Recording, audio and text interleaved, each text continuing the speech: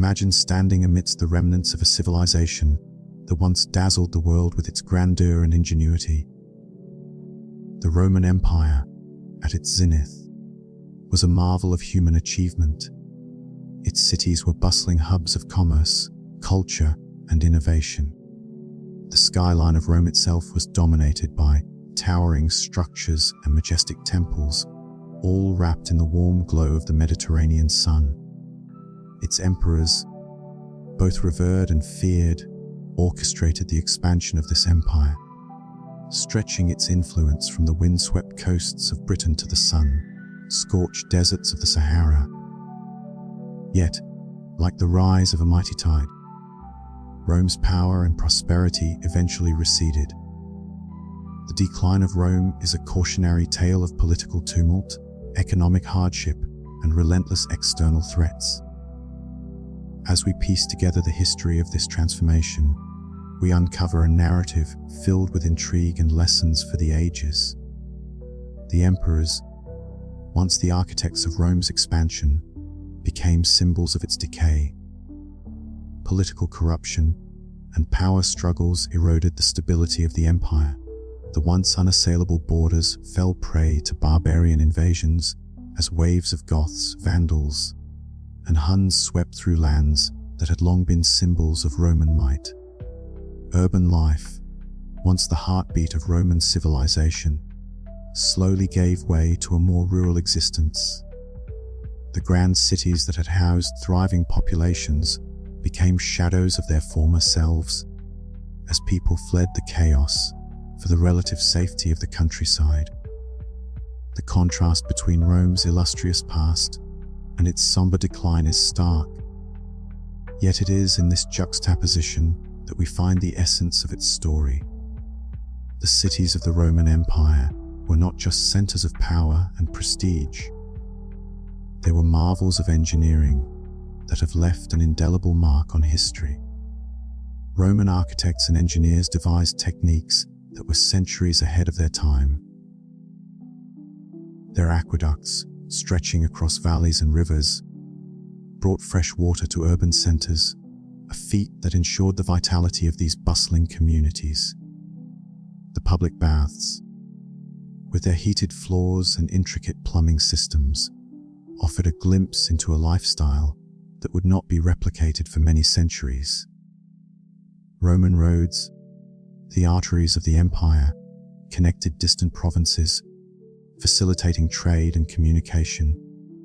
These roads were meticulously constructed, with layers of gravel topped with paving stones, ensuring durability and efficiency. They allowed legions to march swiftly across the empire, projecting Rome's power far beyond its borders. Roman engineering was not just about utility, it was an art form. The grandeur of their structures, from the Colosseum to the Pantheon, stands as a testament to their architectural prowess. In comparing Roman engineering to that of other ancient civilizations, the Romans often emerge as pioneers, while the Egyptians and Greeks also made significant contributions. Roman innovations in concrete and urban planning set them apart. Their ability to adapt and improve upon existing technologies ensured their dominance and left a legacy that continues to inspire modern architecture and engineering. Roman cities were masterpieces of urban planning, meticulously designed to maximize efficiency and support the bustling life within their walls. The grid, like street layouts, a hallmark of Roman city design, ensured easy navigation and efficient movement of people and goods. Public buildings, forums, and temples were strategically placed at the heart of the cities, serving as centers of commerce, politics, and social life. The influence of Roman urban planning is evident in many modern cities. The concept of a central square or forum, surrounded by government buildings and marketplaces, is a design feature that has persisted through the centuries. Roman planners also integrated defensive features into their city designs. Walls and forts, often designed by military engineers, protected cities from invasions, while their strategic placement ensured control over surrounding territories. The Roman Empire was a melting pot of cultures and ideas, a testament to the vast trade networks that connected it to distant lands. Roman markets were teeming with goods from across the known world. Silk from China, spices from India, and amber from the Baltic. This interconnectedness was not just economic, but also cultural, as ideas and customs from conquered regions enriched Roman society. Roman roads and sea routes were the lifelines of this trade network. They facilitated the movement of goods and people, allowing for a vibrant exchange of culture and knowledge. The empire's diversity was reflected in its cities, where merchants, craftsmen, and scholars from various regions coexisted, contributing to a rich tapestry of urban life. The impact of trade on Roman society was profound. It fueled economic growth, supported the empire's military endeavors, and fostered cultural assimilation. The blending of traditions and customs from different cultures created a unique Roman identity, one that was both inclusive and expansive. The social fabric of Roman cities was complex and diverse, reflecting the empire's vast reach. Merchants, craftsmen, and scholars from different regions brought their own traditions and skills, enriching the urban landscape. The social dynamics of Roman cities were characterized by a hierarchical structure, with clear distinctions between the elite, the plebeians, and the enslaved. Public spaces played a crucial role in fostering community life. Forums and baths were not just places of commerce and relaxation. They were centers of social interaction, where people from different backgrounds mingled and exchanged ideas. The role of slaves and freedmen in Roman society was significant, as they contributed to the economy and often achieved social mobility through hard work and patronage. Cultural assimilation was a hallmark of the Roman Empire. While the empire imposed its language and customs on conquered regions, it also embraced and integrated elements from these cultures. This blending of identities created a cosmopolitan society that was both Roman and diverse, a testament to the empire's adaptability and resilience. The legacy of Roman civilization is etched into the very fabric of modern society. Its influence can be seen in our legal systems, governance structures, architecture, and language. The remnants of Roman cities, from the ruins of the Colosseum to the aqueducts of Segovia, continue to inspire awe and fascination. Roman contributions to modern law and governance are profound. Concepts such as the rule of law, citizenship, and republicanism have their roots in Roman political thought. The architectural and engineering innovations of the Romans, from the use of concrete to the design of arches and domes, have left a lasting impact on construction practices. The preservation and study of Roman ruins have provided valuable insights into the empire's history and culture. These ancient sites serve as a reminder of the empire's achievements and a source of inspiration for future generations. Roman civilization remains a symbol of cultural and intellectual prowess, a testament to the enduring legacy of one of history's greatest empires. The decline of the Roman Empire is a mystery that continues to captivate historians and enthusiasts alike. Numerous theories have been proposed to explain this transformation, from internal strife to external invasions. Climate change, disease, and economic instability are among the factors that may have contributed to the empire's fall. Archaeological evidence provides clues to this mystery, shedding light on the changes that occurred during the empire's decline. The psychological impact of urban decline on contemporary societies is also a topic of interest, as the fall of Rome serves as a cautionary tale of the fragility of human achievement. Roman cities were early hubs of globalization, connecting diverse peoples and cultures across vast distances. The trade networks and cultural exchanges that characterized the Roman Empire laid the groundwork for modern globalization. The similarities and differences between ancient and modern globalization processes offer valuable lessons for today's world. The impact of Roman trade on global economies was significant, as it facilitated the movement of goods and ideas across continents. Cultural diffusion through Roman networks enriched societies and contributed to the development of a shared cultural heritage. The lessons of ancient globalization, from the importance of interconnectedness to the challenges of cultural assimilation, remain relevant in our increasingly globalized world. As we conclude our journey through the echoes of a fallen empire, we are left with a sense of wonder at the achievements of Roman civilization and a deeper understanding of the complexities of its decline. The legacy of Rome continues to shape our world, a reminder of the power and potential of human ingenuity. In the annals of history, few civilizations have left as indelible a mark on urban development as the Roman Empire.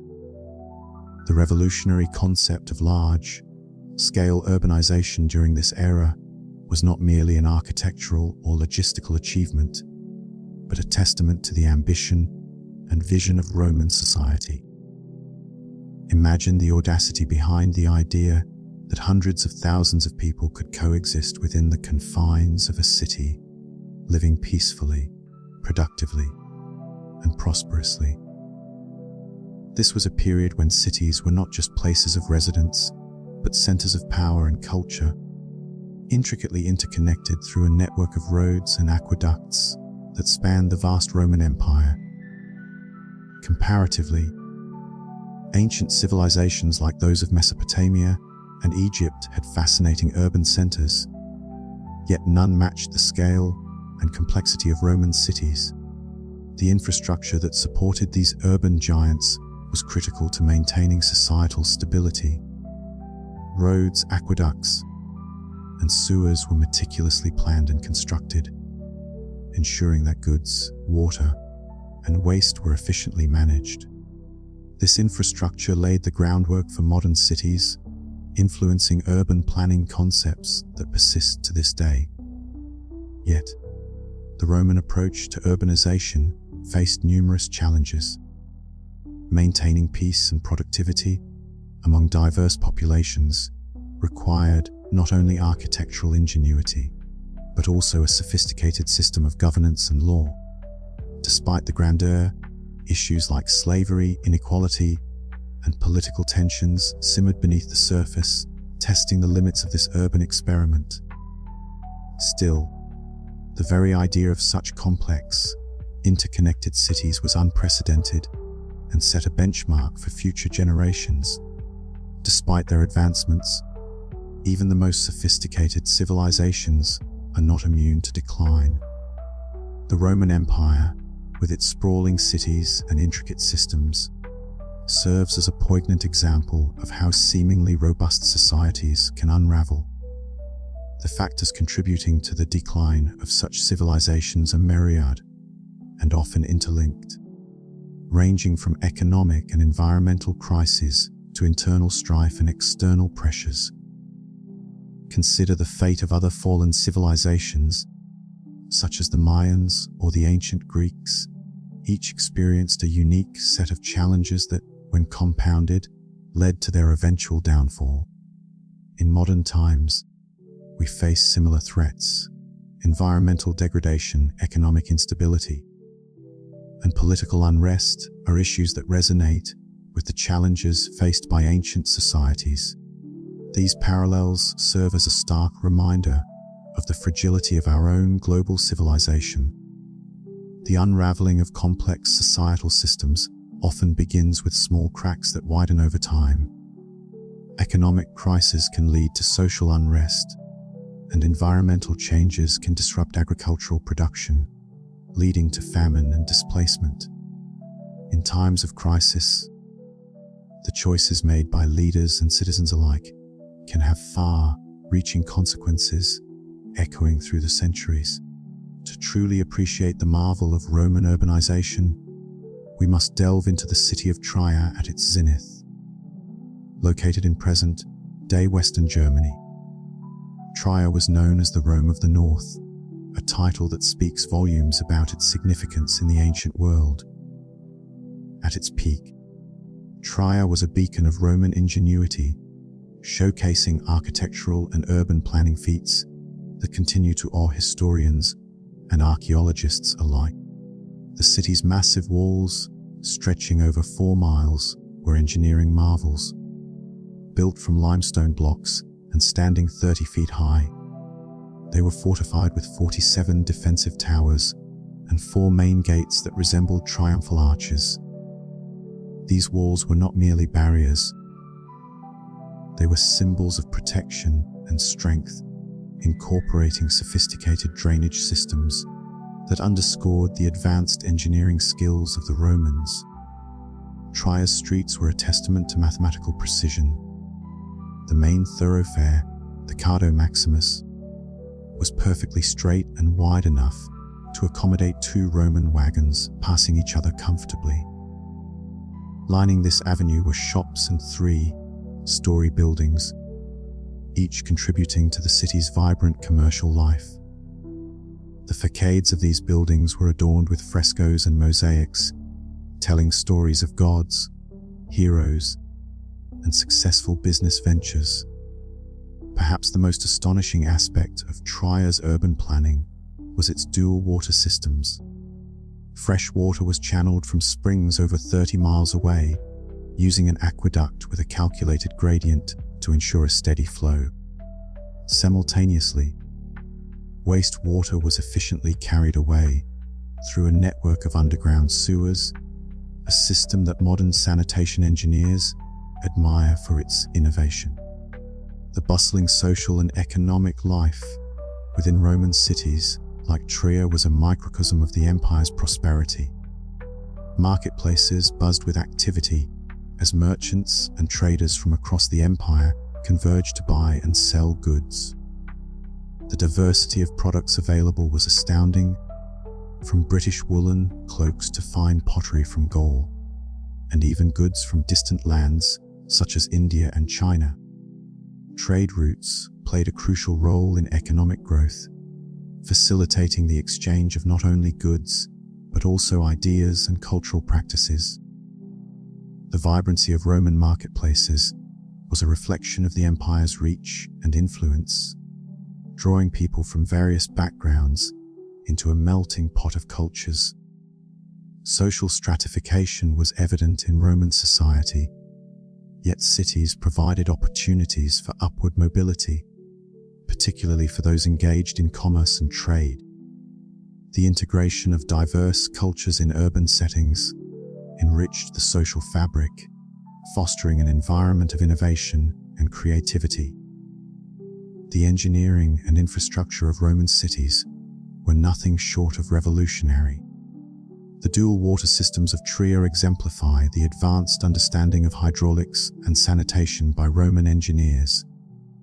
Public baths, like the imperial baths of Trier, were not just places for hygiene, but centers of socialization and commerce.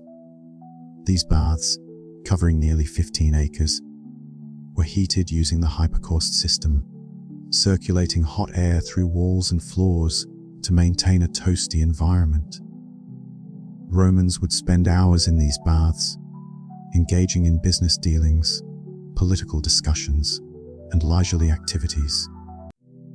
The amphitheater was another engineering marvel, seating 20,000 spectators and utilizing the natural slope of a hillside for seating. Underground chambers housed gladiators, wild animals, and stage machinery, while a sophisticated drainage system allowed for mock naval battles. Public spaces in Roman cities were integral to community life, serving as centers for socialization, commerce, and recreation. The imperial baths and amphitheaters were more than just structures. They were cultural and social hubs where people gathered to exchange ideas and enjoy entertainment. The evolution of public spaces throughout history highlights their impact on community cohesion. In Roman times, these spaces facilitated cultural exchange and interaction among diverse populations. Today, modern equivalents continue to serve similar functions, underscoring the enduring importance of public spaces in urban life. The diversity within Roman cities was a cornerstone of their economic and cultural dynamism.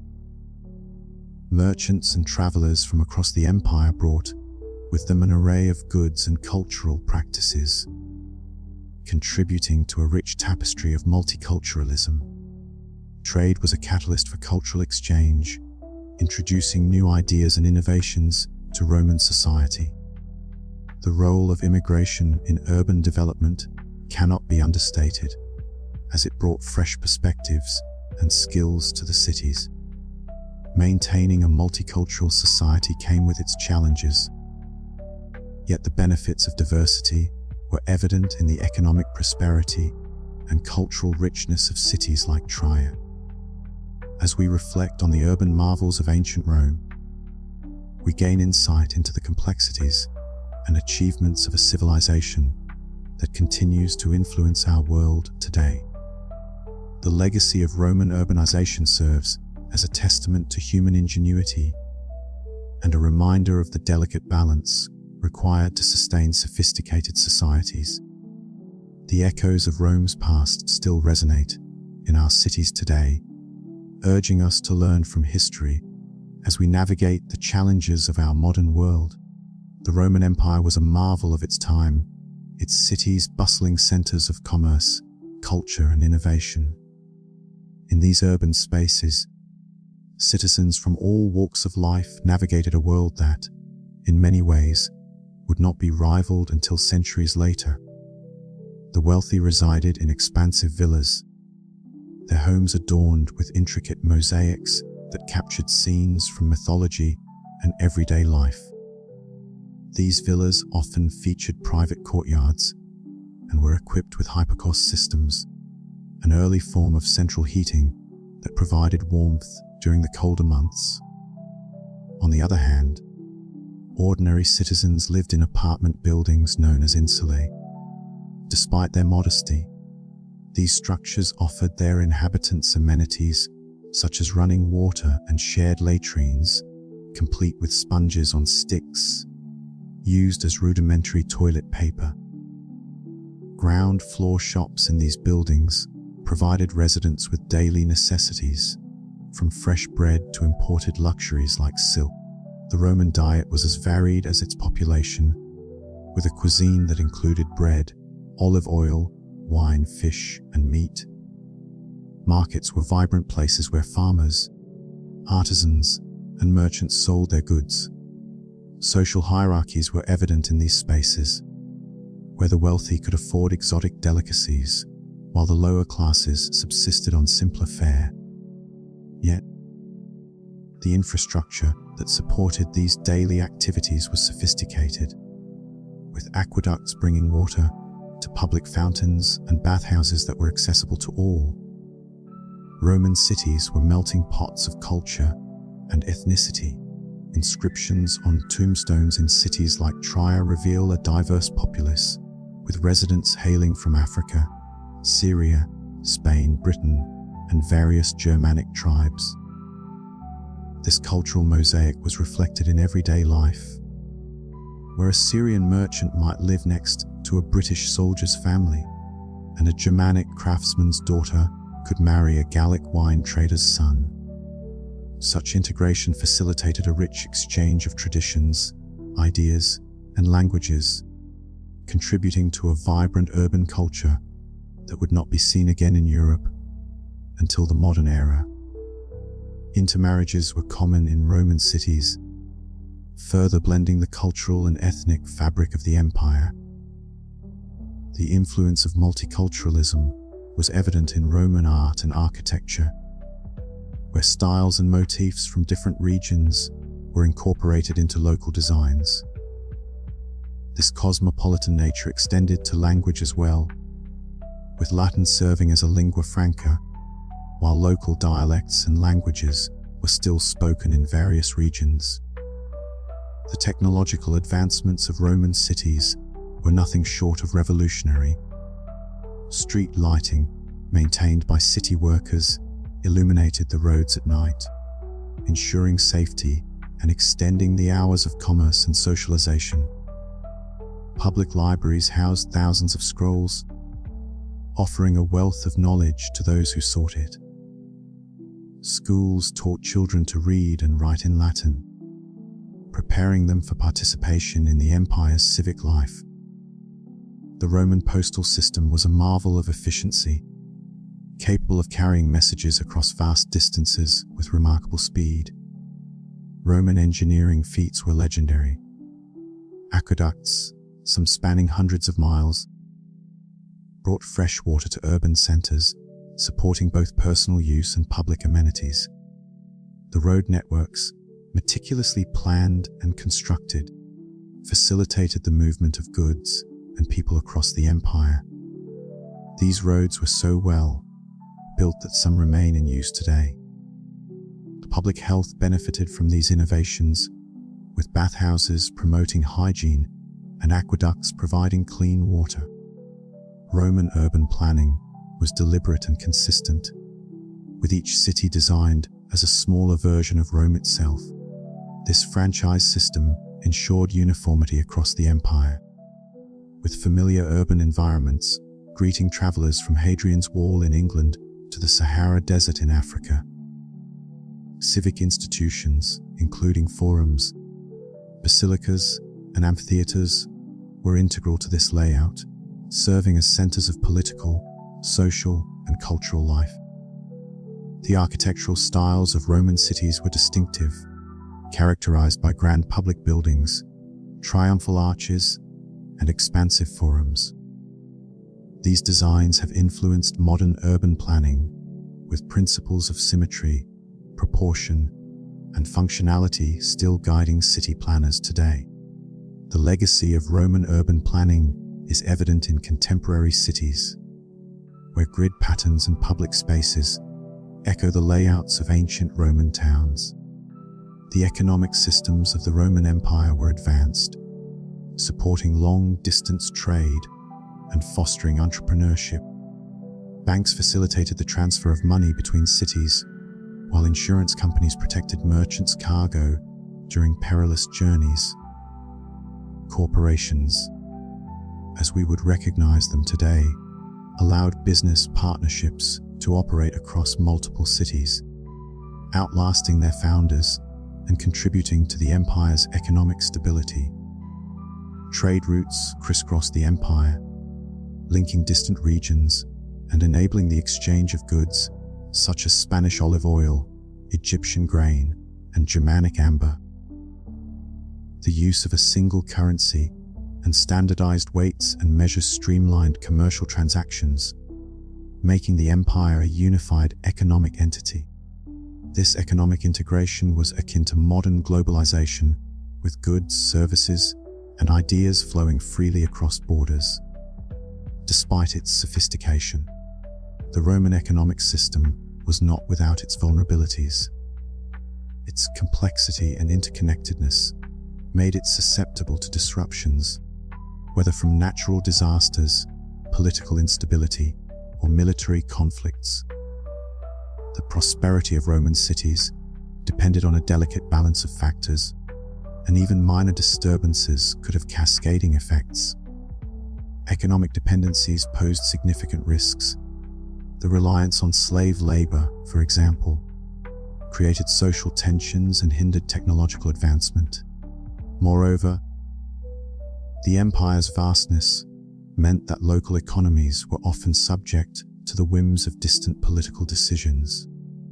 These vulnerabilities ultimately contributed to the decline of urban prosperity and the eventual fall of the empire. The story of Marcus Aurelius Gaz, a fictional Roman merchant, illustrates the global thinking and business acumen that characterized Roman entrepreneurship. In 180 AD, Marcus received news of a wool shortage in Alexandria, Egypt. Seizing the opportunity, he orchestrated a complex trade mission, purchasing wool from northern Britain, transporting it via Roman roads to Londinium, and shipping it across the empire to its final destination. Marcus's success was made possible by the Roman economic system, which provided a unified legal framework, a single currency, and standardized business practices. This allowed him to navigate the complexities of international trade with ease, demonstrating the efficiency and sophistication of Roman commerce. His story highlights the role of individual entrepreneurs in the empire's economy and their impact on trade and innovation.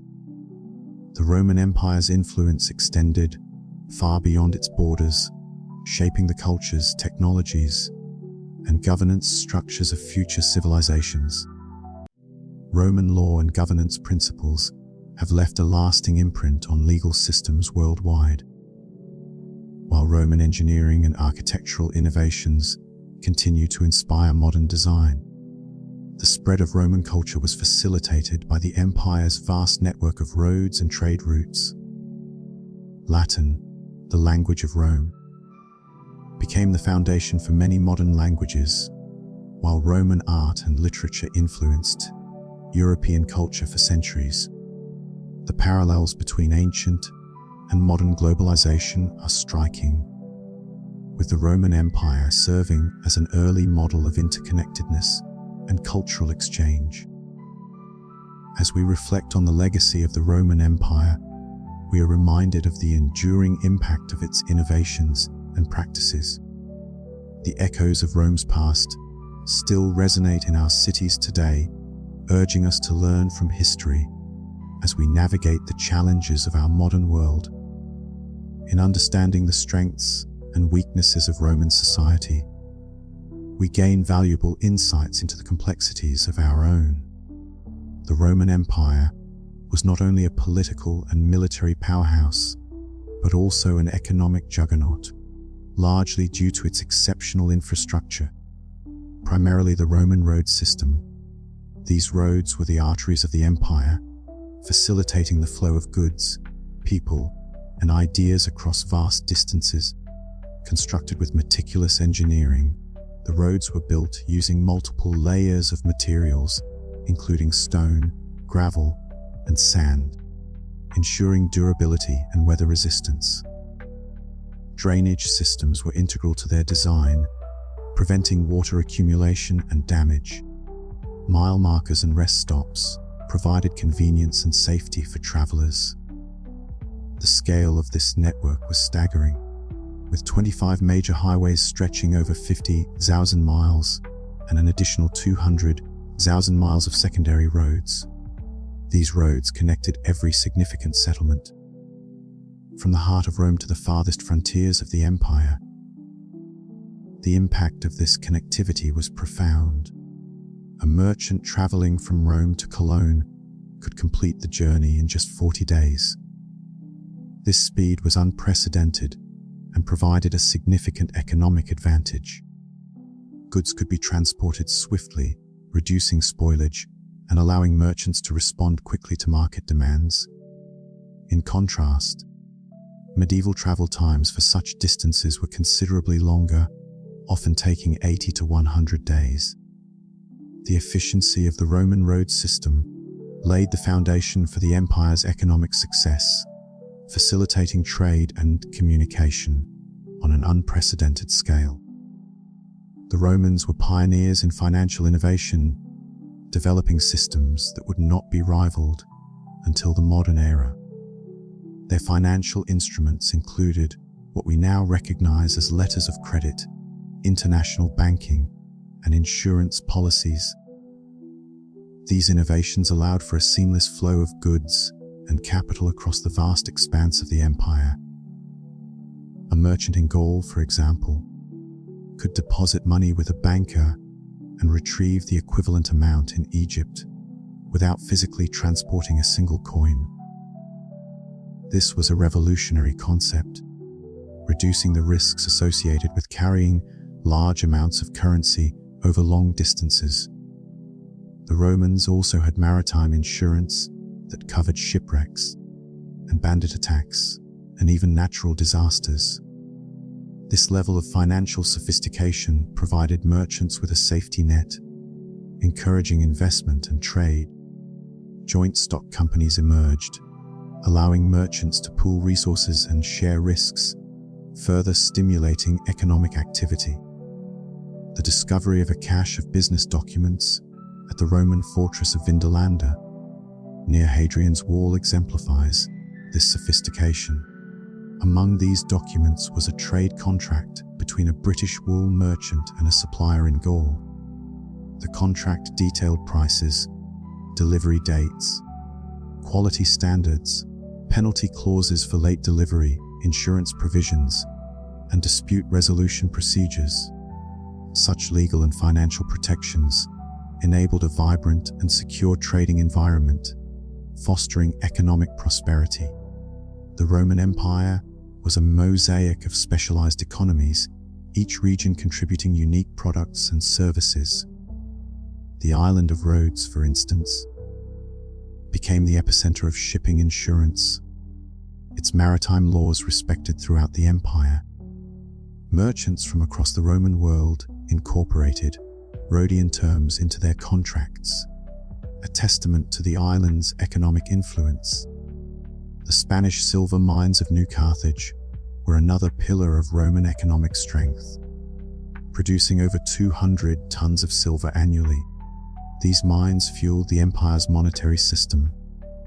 Advanced engineering techniques, such as hydraulic mining, were employed to maximize output, demonstrating Roman ingenuity. However, the human cost was immense, with thousands of slaves laboring under brutal conditions. The economic impact, nonetheless, was transformative, providing the financial resources needed for the empire's expansion and maintenance. The interconnectedness of the Roman economy is further illustrated by the pepper trade with India. Black pepper was so valuable that it was used as currency in some transactions. Roman merchants established trading posts in Indian ports, and Roman coins have been found as far afield as Vietnam and southern India. A single cargo ship arriving in Alexandria from India could supply the entire Western Mediterranean with pepper, silk, and spices for months. This global reach of Roman trade underpinned the empire's wealth and influence. Roman cities were the engines of economic growth, centers of production, innovation, and commerce. Unlike medieval economies, which were predominantly agricultural, Roman wealth was concentrated in urban areas. Cities like Antioch, with populations of 300,000, were not just large settlements but manufacturing hubs producing textiles, metalwork, glass, pottery, and luxury goods for export. Urban populations were both consumers and producers, driving demand for goods and services and fueling economic expansion. Urban planning and infrastructure, such as aqueducts and public baths, supported the growth of these cities, enhancing the quality of life and attracting skilled labor and entrepreneurs. The role of guilds and craftsmen in urban economies was significant, fostering innovation and maintaining high production standards. The concentration of wealth and resources in cities allowed for rapid technological advancement and cultural exchange, setting the stage for future economic developments.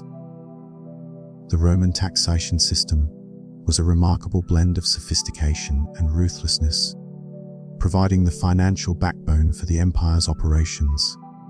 Publicani, or tax collectors, operated a franchise model, bidding for the right to collect taxes in specific provinces. They paid the Roman treasury up front and kept any surplus, incentivizing efficient and often aggressive tax collection. This system generated enormous wealth for both the state and private collectors, funding military campaigns, infrastructure projects, and public services. Compared to other ancient taxation systems, the Roman model was highly effective, though it often placed a heavy burden on citizens. Taxes were essential for maintaining the vast empire, supporting the legions that defended its borders and the roads that facilitated trade. The economic impact of taxation was profound, shaping the empire's social and political structures and ensuring its continued dominance. The Roman economic miracle was built on the solid foundations of political stability, military security, and demographic growth. The Pax Romana, a period of relative peace, created an environment conducive to economic expansion. Merchants could undertake long, distance trading ventures without fear of disruption from wars or banditry. The Roman legions protected trade routes and maintained order, while growing urban populations provided expanding markets for goods and services. Political stability allowed for consistent economic policies, fostering confidence and investment. Demographic growth fueled demand and labor supply, supporting sustained economic activity. For over 2 centuries, this system seemed invincible, with trade volumes increasing, cities expanding, and wealth accumulating at unprecedented rates. The Roman economy was a marvel of its time, a testament to the empire's ingenuity and ambition. As we conclude this exploration of the Roman economic engine, we are reminded of the enduring impact of its innovations and practices. The echoes of Rome's past still resonate in our modern world, offering valuable lessons in connectivity, financial systems, and economic organization. In understanding the successes and challenges of Roman society, we gain insights into the complexities of our own economic systems, reminding us of the importance of stability, infrastructure, and innovation in driving prosperity.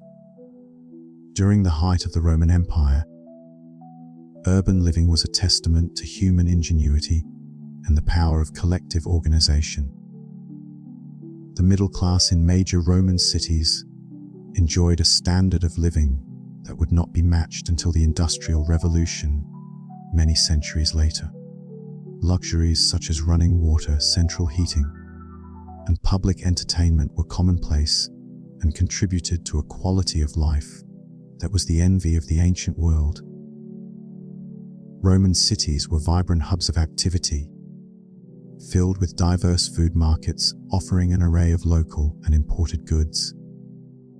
From exotic spices from the east to fresh produce from nearby farms, the Roman diet was as varied as it was nutritious. Educational opportunities abounded, with schools and academies offering instruction in everything from rhetoric to philosophy. The urban middle class thrived in an environment where technological innovations constantly improved daily life. From advanced plumbing systems to sophisticated architectural designs, these amenities were not just luxuries, but were integral to the social and economic fabric of Roman life. The Romans' ability to integrate these comforts into their cities was unmatched by any other contemporary civilization. While other societies struggled with basic infrastructure, Roman cities boasted aqueducts that brought fresh water from miles away, and their public baths and fountains were marvels of engineering. Trade played a crucial role in maintaining this prosperity. The Roman Empire's extensive trade networks connected cities across Europe, Africa, and Asia, ensuring a steady flow of goods and cultural exchange. This trade not only supplied the cities with essential resources, but also brought wealth that fueled further urban development. The prosperity of Roman urban life was a testament to the empire's organizational prowess and its ability to harness the benefits of trade and technological advancement. The stability of the Roman Empire rested on three critical pillars: political stability, military security, and demographic growth. These elements were deeply interconnected and essential for maintaining the empire's prosperity. The Roman governmental structure was highly efficient, with a complex bureaucracy that managed everything from tax collection to public works. This efficiency allowed for a stable political environment where laws were enforced and justice was administered. The Roman military played a crucial role in maintaining security, protecting the empire's vast borders from external threats. The legions were not only a formidable fighting force, but also a symbol of Roman power and discipline. Their presence ensured that the empire could respond swiftly to any incursions. Demographic growth was another cornerstone of Roman stability, with a burgeoning population that fueled economic expansion and provided a steady supply of labor. The interconnectedness of these factors created a self-reinforcing cycle of prosperity. Political stability allowed for economic growth, which in turn supported a strong military, further securing the empire's borders and enabling continued demographic expansion. However, as history would soon reveal, these pillars were not as invulnerable as they seemed. In 376 AD, the arrival of the Visigoths at the gates of Marcianopolis marked a turning point for the Roman Empire. This was not an invasion by hostile forces, but a desperate plea for refuge by a displaced people. The Visigoths, long-time neighbors of the Romans, were fleeing from the Huns, a terrifying force that had uprooted them from their ancestral lands. The relationship between the Visigoths and Rome was complex. Many Visigoths had served in the Roman army, traded in Roman markets, and even attained Roman citizenship. Their leader, Fritigern, was well acquainted with Roman customs and politics, having spent time at the imperial court. The Visigoths' request for asylum presented a significant challenge to Roman policies on migration and citizenship. The empire had to balance the need for security with a humanitarian imperative to provide shelter to those in need. The integration of the Visigoths within the Roman Empire was fraught with difficulties, as cultural assimilation proved to be a complex process. The broader impact of this refugee crisis on the Roman Empire was profound. It highlighted the fragility of Rome's borders and the challenges of managing large-scale migrations. The influx of displaced peoples strained resources and tested the limits of Roman administrative capabilities. The Hunnic migrations of the late 4th century posed an unprecedented challenge to the Roman Empire's northern borders. The Huns were not merely another tribal group, but a phenomenon that transformed the geopolitical landscape of Europe. Their arrival set off a chain reaction, displacing numerous tribal groups and creating a ripple effect of chaos across the continent. The Huns' organizational strategies were unlike anything the Romans had encountered before. They moved with speed and coordination, overwhelming settled societies that were ill-prepared for such a force. The Roman response to the Hunnic threat involved a combination of diplomatic efforts and military maneuvers. While some Hunnic leaders were placated with treaties and gifts, others required direct military action to halt their advances. The Hunnic pressure on Rome's frontiers was a catalyst for change, forcing the empire to adapt its strategies and rethink its approach to border security. This period of upheaval is often compared to other historical migration phenomena, such as the Great Migration in the United States, illustrating the far-reaching impact of large-scale human movements. The popular narrative of sudden and violent barbarian invasions obscures the more nuanced historical reality. While dramatic scenes of sacking and pillaging make for compelling stories, they do not capture the complexity of the interactions between Rome and the so-called barbarians. Take, for example, the sack of Rome by Alaric the Visigoth in 400 AD.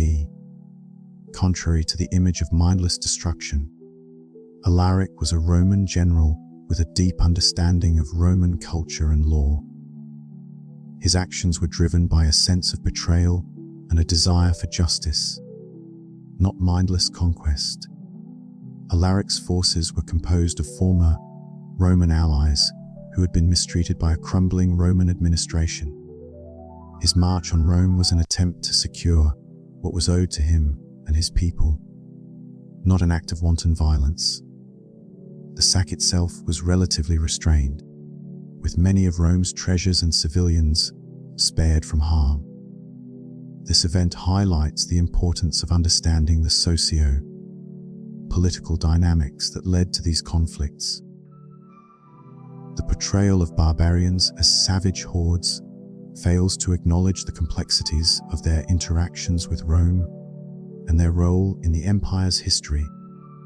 The decline of Roman cities like Augusta Emerita was a gradual process driven by systemic failures rather than dramatic invasions. As the empire's administrative systems began to falter, cities faced a slow strangulation of the resources they relied on. Tax collection became increasingly irregular as barbarian groups disrupted rural areas, cutting off vital revenue streams. Trade routes, once bustling with activity, became unsafe due to rising bandit activity, further isolating urban centers. The Roman administration's loss of control over the countryside meant that cities struggled to obtain the food and raw materials they needed to sustain themselves. This decline was not uniform across the empire, and some cities managed to maintain their vibrancy longer than others. However, the overall trend was one of depopulation and economic stagnation. The breakdown of Roman administrative systems was both a cause and a consequence of urban decline. As cities lost their ability to function effectively, the empire's economic and social fabric began to unravel. The slow breakdown of Roman economic and administrative systems had far-reaching consequences for the empire as a whole. These systems were the backbone of Roman urban life, supporting infrastructure, public services, and trade. Their failure marked the beginning of the end for Roman civilization as it had been known. The Roman tax system, once a model of efficiency, began to crumble under the weight of corruption and inefficiency. The loss of revenue crippled the empire's ability to fund public works and maintain its military. Banditry and insecurity on trade routes further eroded economic stability as merchants faced increasing risks in transporting goods. The legacy of Roman administrative practices, however, would endure in later civilizations. Many of the principles and structures developed by the Romans influenced subsequent empires and continue to shape modern governance. In conclusion, the prosperity and decline of Roman urban centers offer valuable insights into the complexities of maintaining a stable and thriving civilization. The lessons of Rome's successes and failures remind us of the importance of adaptability, innovation, and resilience in the face of changing circumstances. As the Roman Empire faced increasing pressure from barbarian invasions, the landscape of Roman urban life began to transform dramatically. Barbarian groups, often depicted as marauding hordes, found fertile ground in the countryside, rather than targeting Roman cities directly. These groups settled across the rural landscapes, integrating into the existing agricultural systems. For the rural populace, this often meant new leaders and landlords, but did not necessarily spell disaster for their daily lives. However, for Roman cities like Trier, Res, and Cologne, this shift was catastrophic. Urban centers were heavily reliant on the countryside for food supplies, taxes, and markets for their manufactured goods. The economic lifeline of these cities was severed as the barbarian settlers operated outside the Roman economic system. The psychological impact was profound.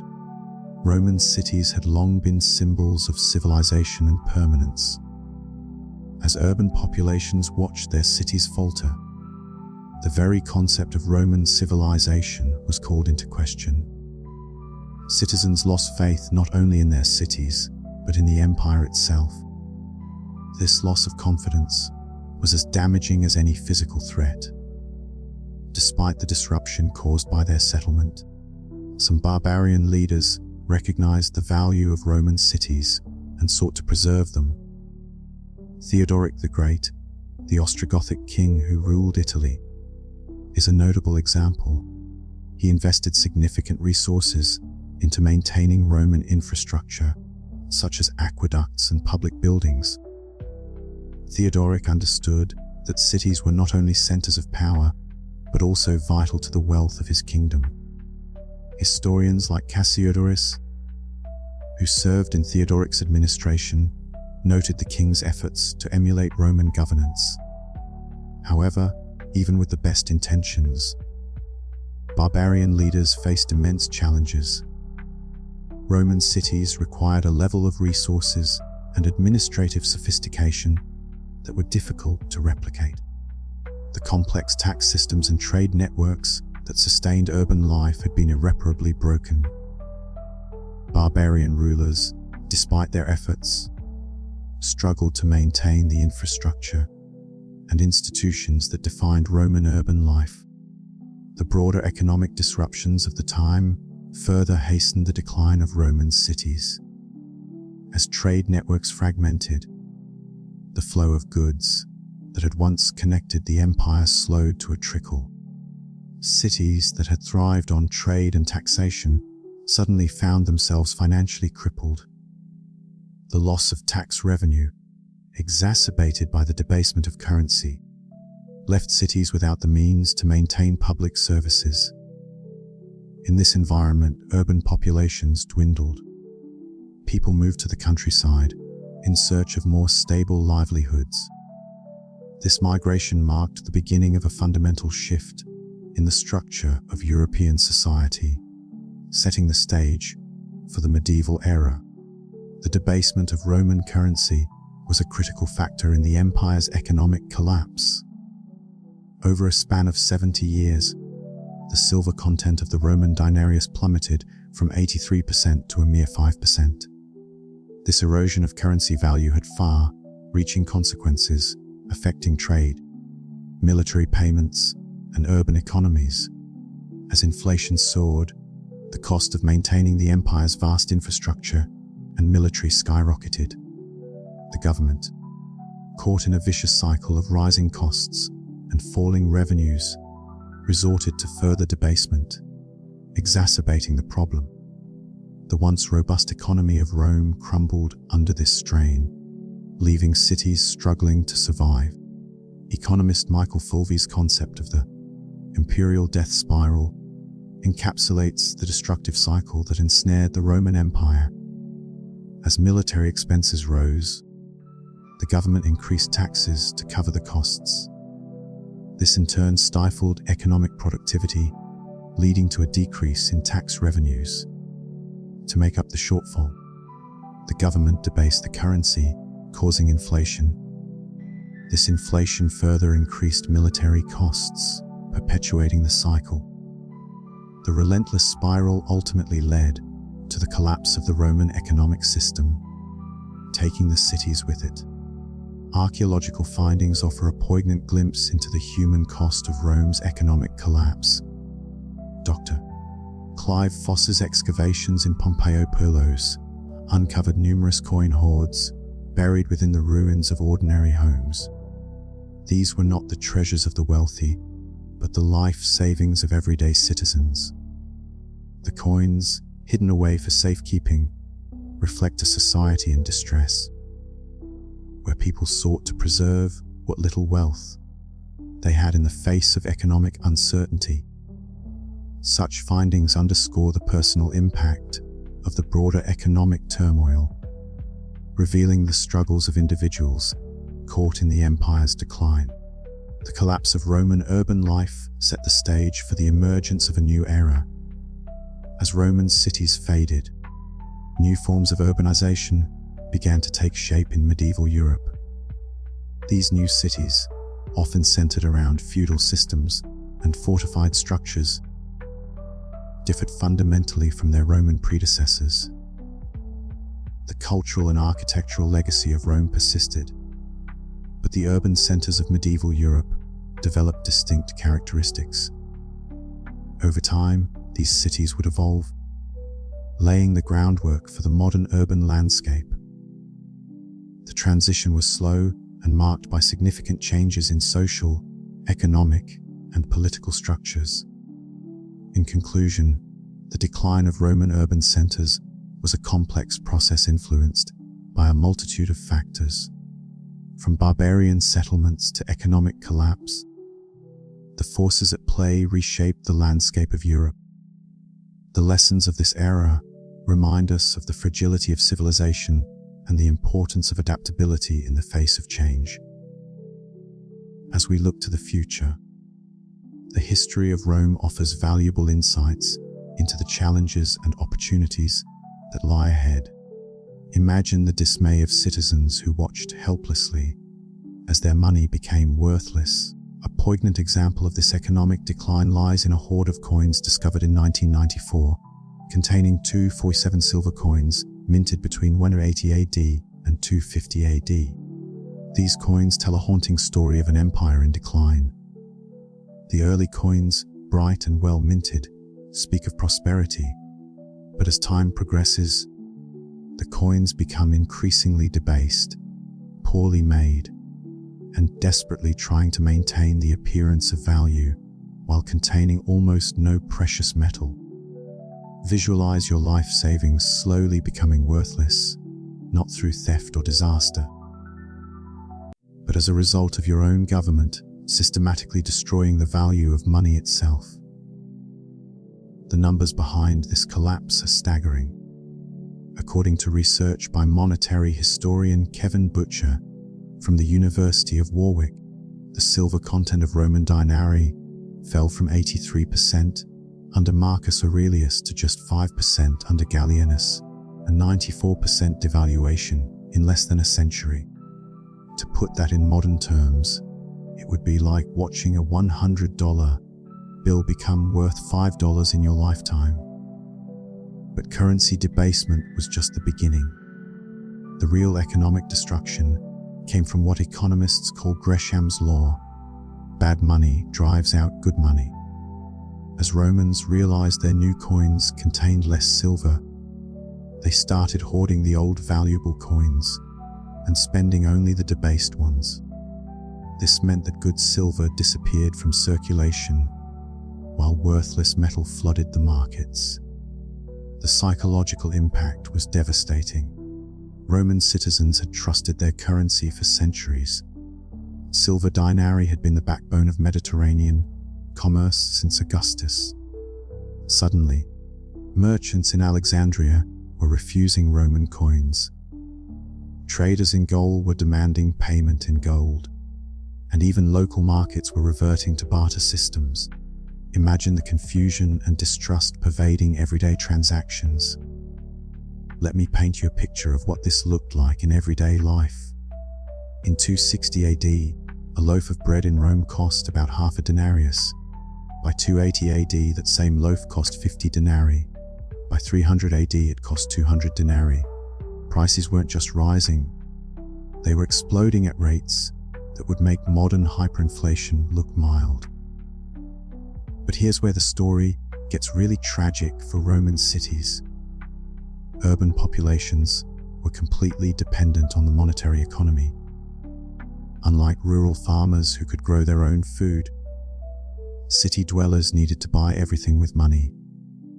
When that money became worthless, urban life became impossible. Take the city of Autun in Gaul, for example. In 250 AD, it was a thriving commercial center with over 40,000 residents. Archaeological evidence from Professor Pierre Pinon shows busy markets, active construction, and all the signs of urban prosperity. But as currency collapsed, trade networks broke down. Merchants stopped coming to the markets because Roman money wasn't worth the goods they were selling. Local craftsmen couldn't afford raw materials because prices were changing daily. Construction projects halted because workers demanded payment in food rather than increasingly worthless coins. By 280 AD, Autun's population had fallen to fewer than 15,000 people. Large sections of the city were abandoned, not because of barbarian attacks or natural disasters, but because the economic foundation of urban life had simply evaporated.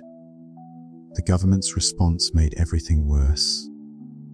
Instead of addressing the underlying fiscal problems, successive emperors doubled down on currency debasement. Aurelian introduced new bronze coins coated with silver, essentially counterfeiting his own money. Diocletian tried to fix prices by imperial decree, threatening death for anyone who charged more than official rates. But you can't solve inflation by making it illegal any more than you can solve drought by outlawing thirst. And here's something that really shows the human cost: the disappearance of public inscriptions. For centuries, wealthy Romans had funded public buildings, festivals, and infrastructure projects, immortalizing their generosity in stone inscriptions. But as inflation destroyed wealth and made long-term planning impossible, these inscriptions virtually disappeared. According to epigraphist Dr. Russell Meigs, the number of public benefaction inscriptions drops by over 80% between 250 and 300 AD. What does that tell us? It means the wealthy Romans, who had traditionally funded urban amenities, the baths, the theaters, the aqueducts, the festivals that made city life attractive, simply couldn't afford to anymore. When the rich become poor, who's going to maintain the fountains? Perhaps most devastating was the collapse of the professional army. Roman legions weren't just military units. They were economic engines that pumped money into frontier communities. A legion of 5,000 men represented an annual payroll of about 1.5 million denarii. That money supported not just soldiers, but their families, the merchants who sold them goods, the craftsmen who made their equipment, the farmers who fed them. Legionary bases were essentially small cities built around military spending. When currency debasement made military pay worthless, recruitment became impossible. Who wants to risk their life for money that won't buy dinner? The professional legions that had defended Rome for centuries began to disintegrate. In their place came barbarian federati, allied troops paid in land and goods rather than worthless coins. Do you see the vicious cycle forming? Economic collapse led to military weakness, which invited barbarian incursions, which increased military expenses, which required more currency debasement, which caused more economic collapse. The archaeological evidence for this economic catastrophe is overwhelming. Coin hoards buried during this period have been found across the empire. Over 2,000 in Britain alone. These represent the life savings of ordinary people who lost faith in their government's money. Villa excavations show the sudden abandonment of luxury goods production. Urban archaeological layers from this period are thinner, showing reduced economic activity and smaller populations. But here's what makes this collapse so tragic. It was completely avoidable. The Roman Empire wasn't running out of silver. Spanish mines were still producing. The empire wasn't being overwhelmed by military expenses. cost management could have stabilized the situation. Reflecting on this, we must ask, what can modern economies learn from Rome's mistakes? First, the importance of maintaining trust in currency cannot be overstated. Debasement and inflation erode this trust, leading to economic instability. Second, governments must address underlying fiscal issues rather than applying short-term fixes. Third, the symbiosis between military and economic stability is crucial. Finally, the value of public benefactions and civic infrastructure should never be underestimated. These elements not only support a vibrant society, but also foster resilience in times of crisis. Rome's economic collapse serves as a powerful reminder of the consequences of fiscal mismanagement and the fragility of economic structures. As we consider our own economic policies, the lessons of Rome remain as relevant as ever. The crisis of the 3rd century was a tumultuous period for the Roman Empire, characterized by political instability and economic dysfunction. The frequent assassination of emperors during this time created a climate of fear and uncertainty that made long-term economic planning virtually impossible. Between 235 and 284 AD, Rome saw 26 emperors ascend to power, most meeting their end through violent means. This revolving door of leadership left the empire with an empty treasury, unpaid armies, and a host of political rivals eager to exploit any sign of weakness.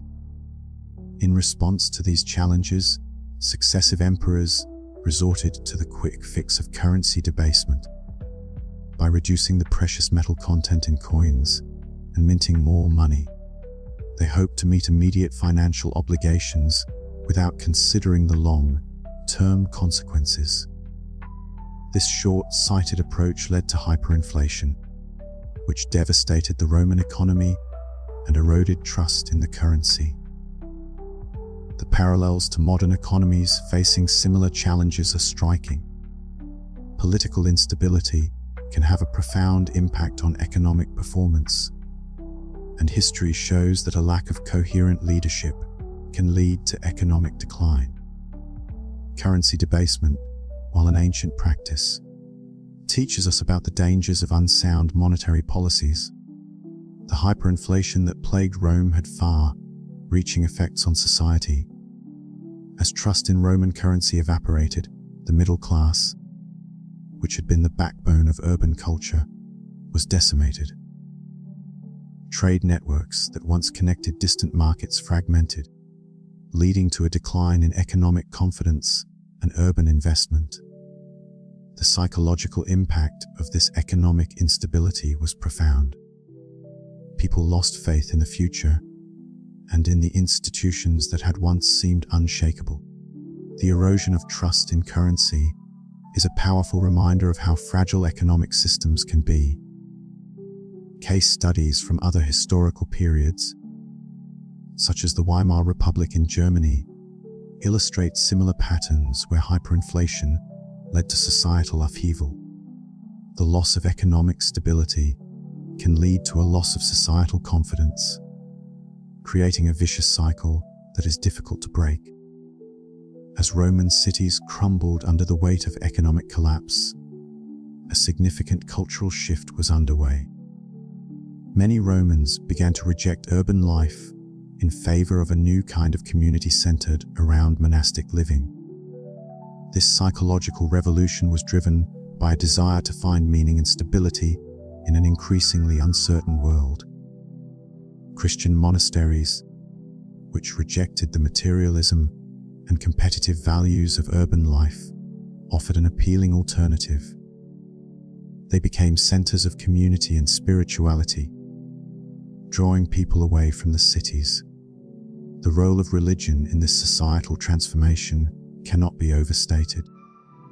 The teachings of early Christian leaders, like Paulus of Nola, resonated with those seeking a more meaningful existence.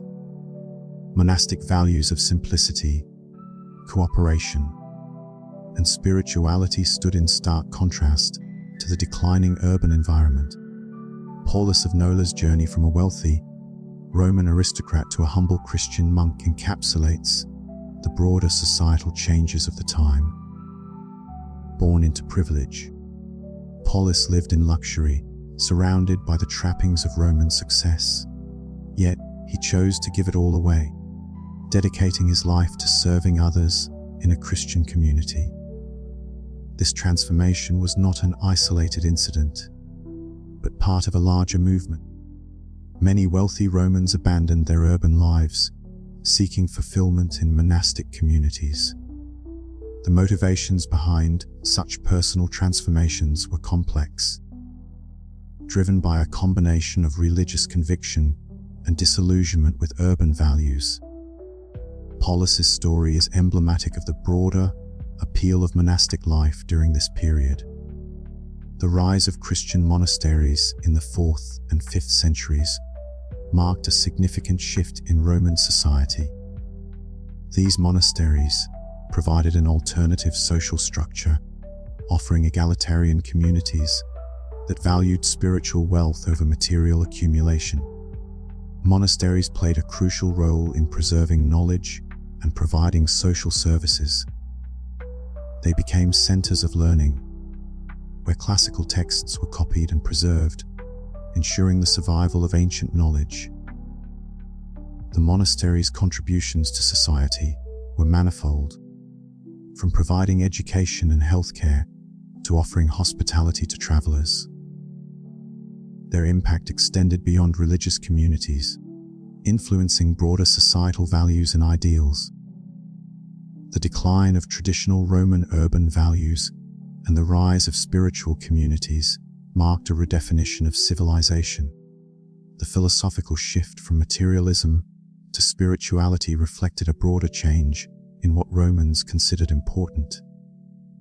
Urban infrastructure, once a symbol of Roman achievement, fell into disrepair as cities became less attractive places to live. This shift in societal ideals has parallels in modern societies facing similar challenges. The potential for redefining civilization in response to changing values is a timeless theme. Roman infrastructure, such as roads, played a dual role in the empire's history. While these roads supported a vast commercial empire, they also facilitated the spread of monasticism.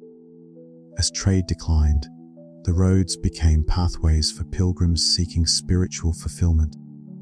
This adaptability of infrastructure to changing societal needs is a lesson for modern societies. The evolution of Roman roads from commercial arteries to pilgrimage routes highlights the potential for infrastructure to support diverse societal functions. The Roman experience of economic collapse and cultural transformation offers valuable lessons for modern societies. The importance of economic stability and political coherence cannot be overstated. Neglecting societal shifts and failing to adapt to changing values can lead to decline. Rome's legacy serves as a cautionary tale, reminding us of the dangers of fiscal mismanagement and the fragility of economic structures. In today's world, fostering community resilience and adapting to societal changes are critical strategies for preventing similar declines. As we reflect on Rome's history, we are reminded of the enduring relevance of these lessons in shaping our own future.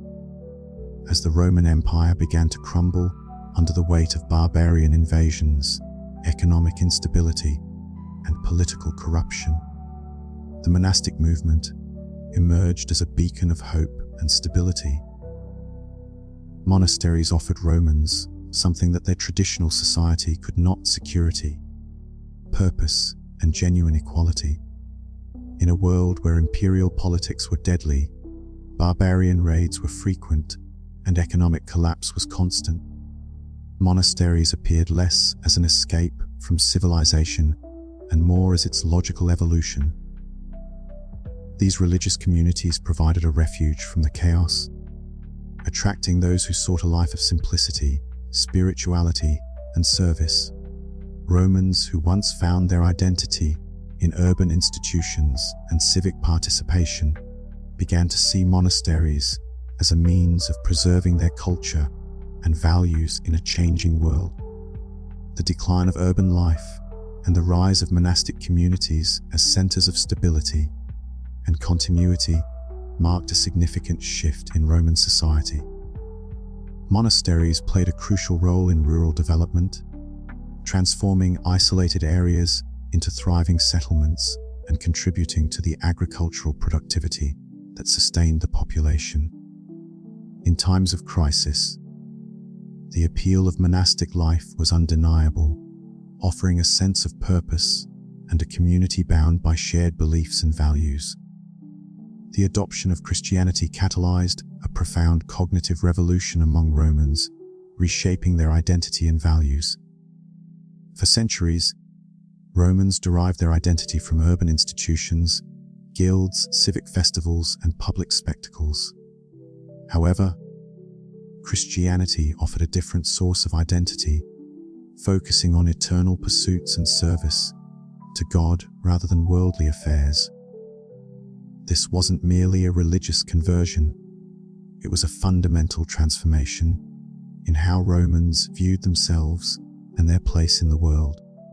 This cognitive shift had a profound psychological impact on Roman society, as individuals began to value spiritual goals over temporal ones. The transformation of personal identity was apparent in the way Romans organized their lives, prioritizing spiritual devotion and community service over individual ambition and public status. The comparison between Roman and Christian values highlighted the stark differences between the two worldviews, with Christianity emphasizing humility, charity, and the welfare of others. Religious conversion played a pivotal role in societal change, as more Romans embraced the teachings of Christianity and sought to align their lives with its principles. As the Roman Empire faced increasing challenges, many wealthy and influential Romans chose to abandon urban centers for monastic and rural communities. This phenomenon of urbanization had significant consequences for cities such as Trier, Antioch, and Alexandria. In Trier, for example, the population dwindled from 80,000 to fewer than 20,000 as residents sought refuge in Christian communities in the countryside. Wealthy families donated their urban properties to the church and relocated to monastery, supported agricultural settlements, while craftsmen closed their city workshops to join religious communities. This shift in population had profound economic and social effects on urban centers, leading to the decline of traditional industries and the transformation of urban landscapes. The redistribution of wealth and resources from cities to rural areas resulted in a new economic order that centered around monastic communities. Urban landscapes changed dramatically as monasteries became focal points of religious and economic activity. The voluntary urbanization of the Roman elite demonstrated a significant shift in values, as individuals prioritized spiritual fulfillment over material wealth and social status. Christian teachings on charity and humility redefined Roman public infrastructure and social values. The emphasis on helping the poor and vulnerable led wealthy Christians to fund hospitals, orphanages, and other charitable institutions rather than traditional public amenities. This shift from public spectacles to community care transformed urban landscapes, as churches and hospices replaced temples and gymnasiums. The impact of Christian philanthropy was evident in the changing nature of public spaces, which became places of service and support for the disadvantaged. The role of wealth in Christian society was redefined, as individuals sought to use their resources for the greater good rather than personal gain. The urban transformation brought about by Christian values reflected a broader societal shift towards compassion, empathy, and communal responsibility. Monasteries became crucial guardians of Roman cultural and intellectual heritage during times of urban decline. As cities struggled to maintain their infrastructure and social services, monasteries preserved classical texts, agricultural techniques, and educational traditions. The preservation and transmission of knowledge were central to the mission of monastic communities, which maintained libraries, scriptoria, and schools. Monasteries also played a significant role in education and agriculture, training future generations in skills necessary for societal survival and growth. The influence of monastic communities extended far beyond the Roman Empire, shaping future European societies and contributing to the cultural and intellectual revival of the Middle Ages. Monasticism represented a synthesis of Roman and Christian values, preserving the best aspects of Roman civilization while introducing new spiritual and ethical dimensions. The deterioration of Roman infrastructure, particularly the road network, contributed to the broader decline of urban life. Roman roads were vital to the empire's functioning, serving as the arteries of trade, communication, and military movement. However, as maintenance faltered, these once great highways fell into disrepair, disrupting commerce and connectivity. The failure of infrastructure had far-reaching consequences for the Roman economy and society, as cities became isolated and trade routes were abandoned. The importance of maintenance in sustaining civilizations cannot be overstated, as neglect can lead to the collapse of complex systems. The story of Roman infrastructure serves as a cautionary tale for modern societies, facing similar challenges in maintaining essential services and networks. The rise of monasticism presents a paradox, as these communities appear to reject urban life while simultaneously preserving the best aspects of Roman civilization. Monasteries synthesized Roman and Christian values, creating a new societal model that combined the strengths of both traditions. This dual role as preservers and innovators allowed monastic communities to influence the development of Western civilization profoundly. The long-term impact of monastic life on European societies is evident in the preservation of cultural heritage, the advancement of knowledge, and the promotion of social cohesion. Monasteries demonstrated that civilization could thrive outside traditional urban centers, offering an alternative path to cultural and spiritual fulfillment. In conclusion, the monastic movement played a transformative role in the decline and evolution of Roman society, offering stability, purpose, and continuity in a time of upheaval. As the Roman Empire faced its challenges, monastic communities emerged as beacons of hope, preserving the best of Roman culture while introducing new spiritual and ethical dimensions. Their lasting influence on Western civilization is a testament to the enduring power of faith, community, and the human spirit in the face of adversity. Let me take you behind the scenes of Roman road maintenance. Understanding this system will help you appreciate just how catastrophic its collapse really was. Roman roads weren't just built and forgotten. They required constant, sophisticated upkeep that employed thousands of people across the empire. Every major road had a curator, essentially a highway superintendent responsible for maintaining a specific section. These weren't just ceremonial positions. They were complex engineering jobs that required understanding drainage, stone cutting, bridge construction, and traffic management.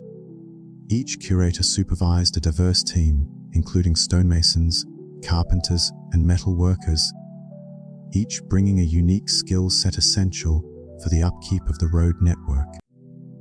Drainage was particularly crucial, as the Roman roads were engineered to withstand various weather conditions. Without proper drainage, water could erode the roadbed, leading to deterioration. Stone cutting was another vital skill, as it ensured the roads were durable and could handle the heavy traffic of carts and legions of soldiers. Bridge construction required precise engineering, as bridges were necessary for crossing the many rivers that crisscrossed the empire. Traffic management was yet another sophisticated aspect, ensuring that the flow of goods, people, and armies along the roads was efficient and uninterrupted. The economics of road maintenance were staggering. Research by transportation historian Anne Cobb suggests that maintaining the Roman road network cost approximately 2% of the empire's total annual revenue. This is roughly equivalent to what modern countries spend on highway maintenance today. However, Roman roads were built to last centuries, not just decades like modern highways. The famous Roman saying, "All roads lead to Rome," wasn't just a metaphor. It was a precise description of how the transportation network was funded and organized. Provincial taxes flowed to Rome, which then allocated resources for road maintenance across the empire. Local communities were responsible for minor repairs, but major reconstruction projects were funded and supervised by imperial engineers. However, as time went on, maintaining this vast network became increasingly burdensome. The financial strain was significant, requiring a careful balance between local contributions and imperial oversight. Funding mechanisms through provincial taxes were essential, but they became increasingly difficult to manage as the empire faced economic challenges.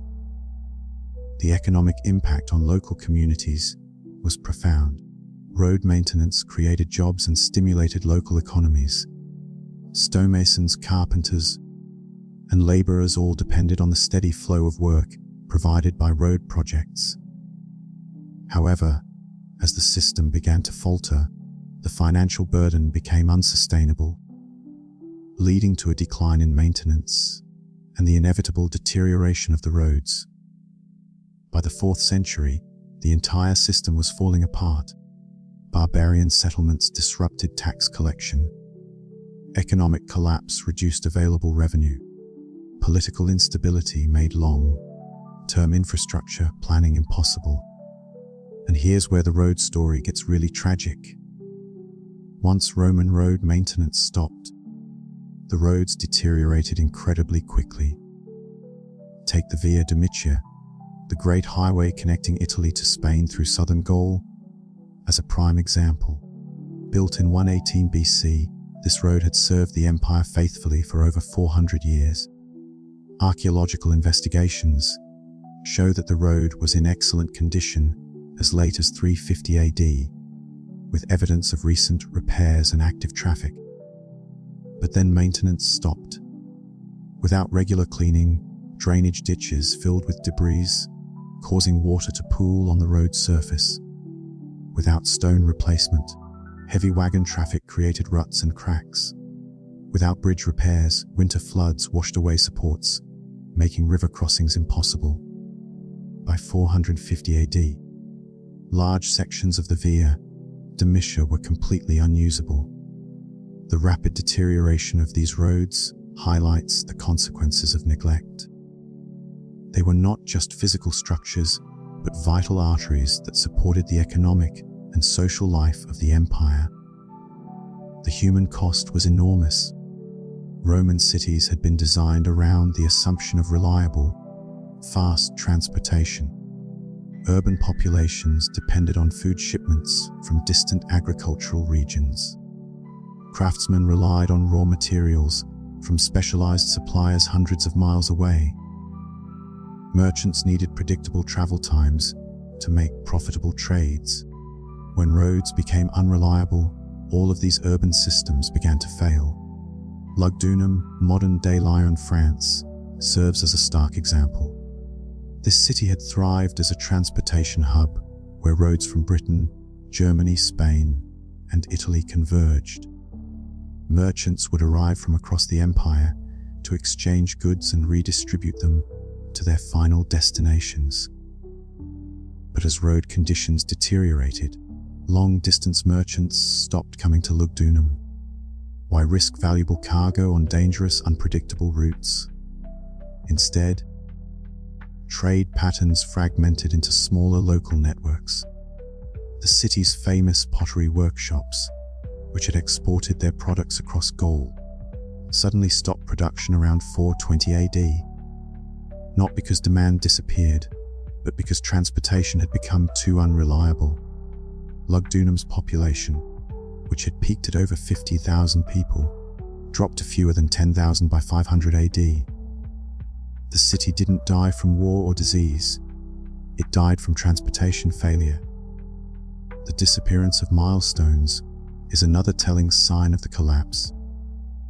Roman roads had been marked every Roman mile with stone markers indicating distances to major cities. These milestones weren't just practical. They were symbols of imperial power and territorial control.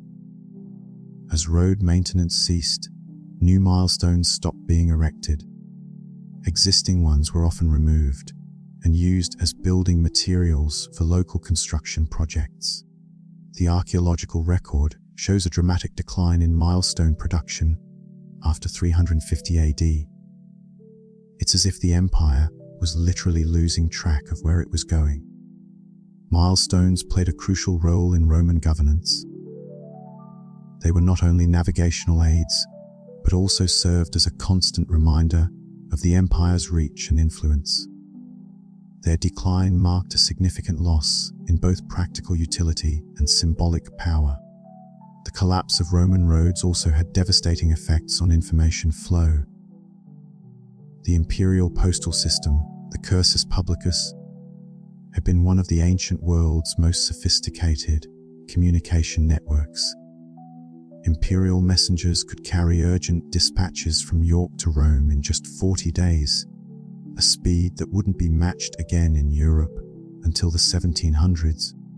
But this system depended entirely on well-maintained roads and strategically placed way stations. As roads deteriorated and stations were abandoned, communication times increased dramatically.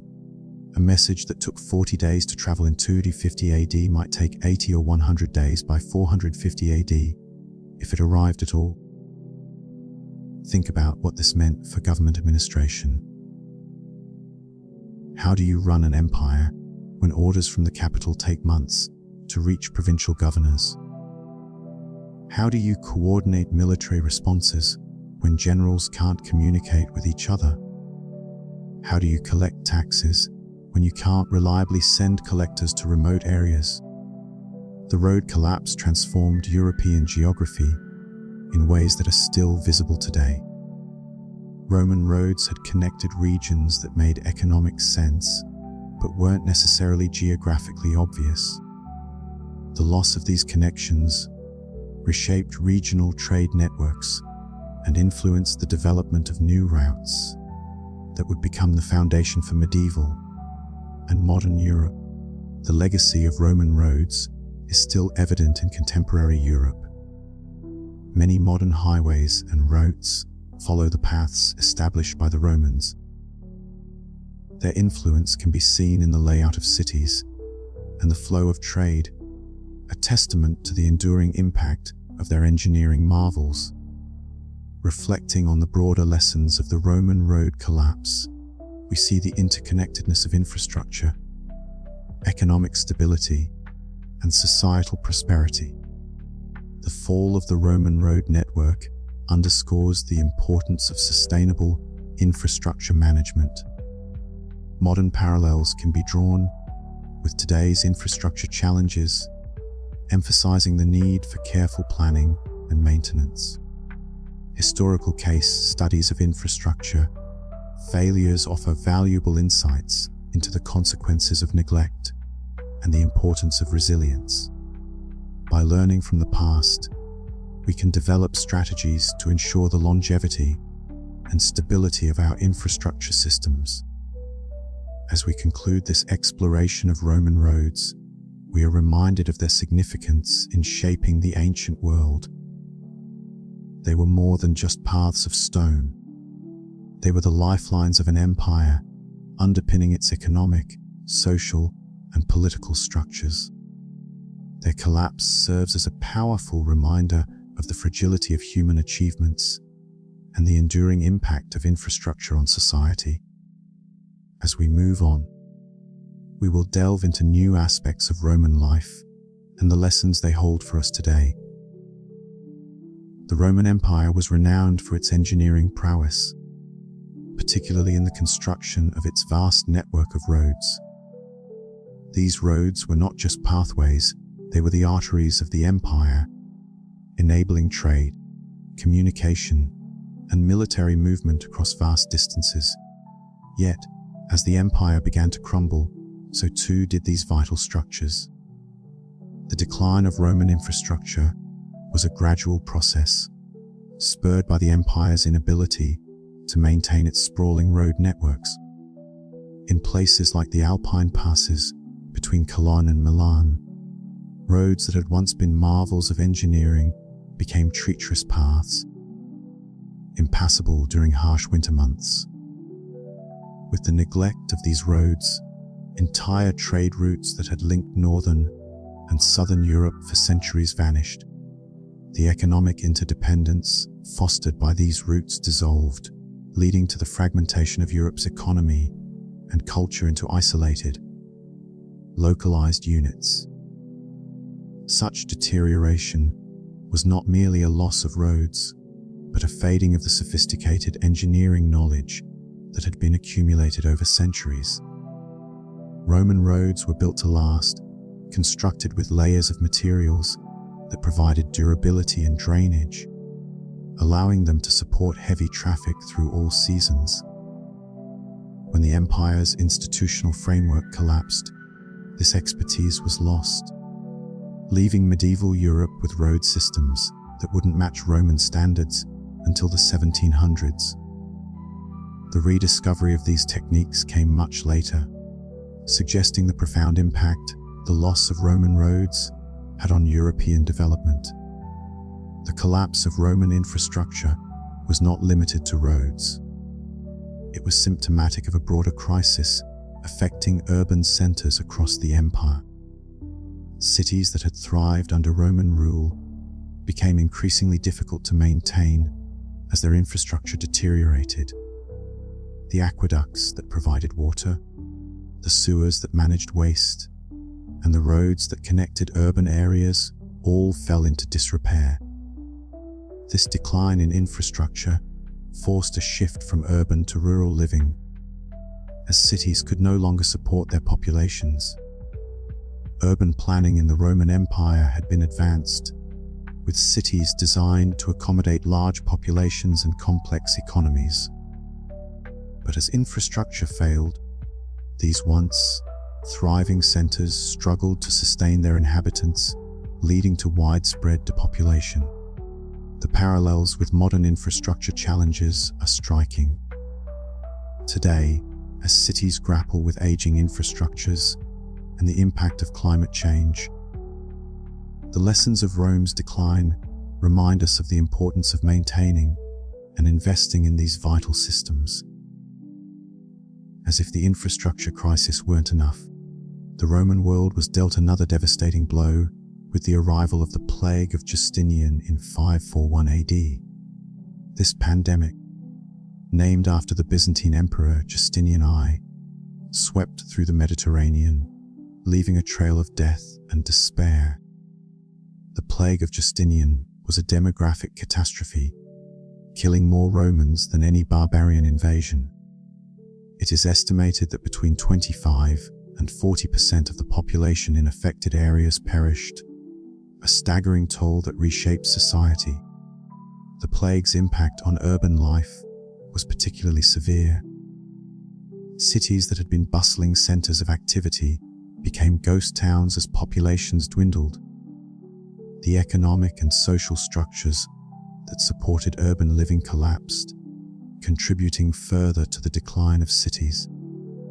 The epidemiology of the plague reveals that it was spread by fleas living on rats, which thrived in the grain ships traveling from Egypt to Constantinople. These trade networks, which had once been the lifeblood of Roman prosperity, now became vectors of death, illustrating the dark side of interconnectedness. The psychological impact of the plague of Justinian was profound. For centuries, cities had been seen as safe havens, offering protection, resources, and medical care.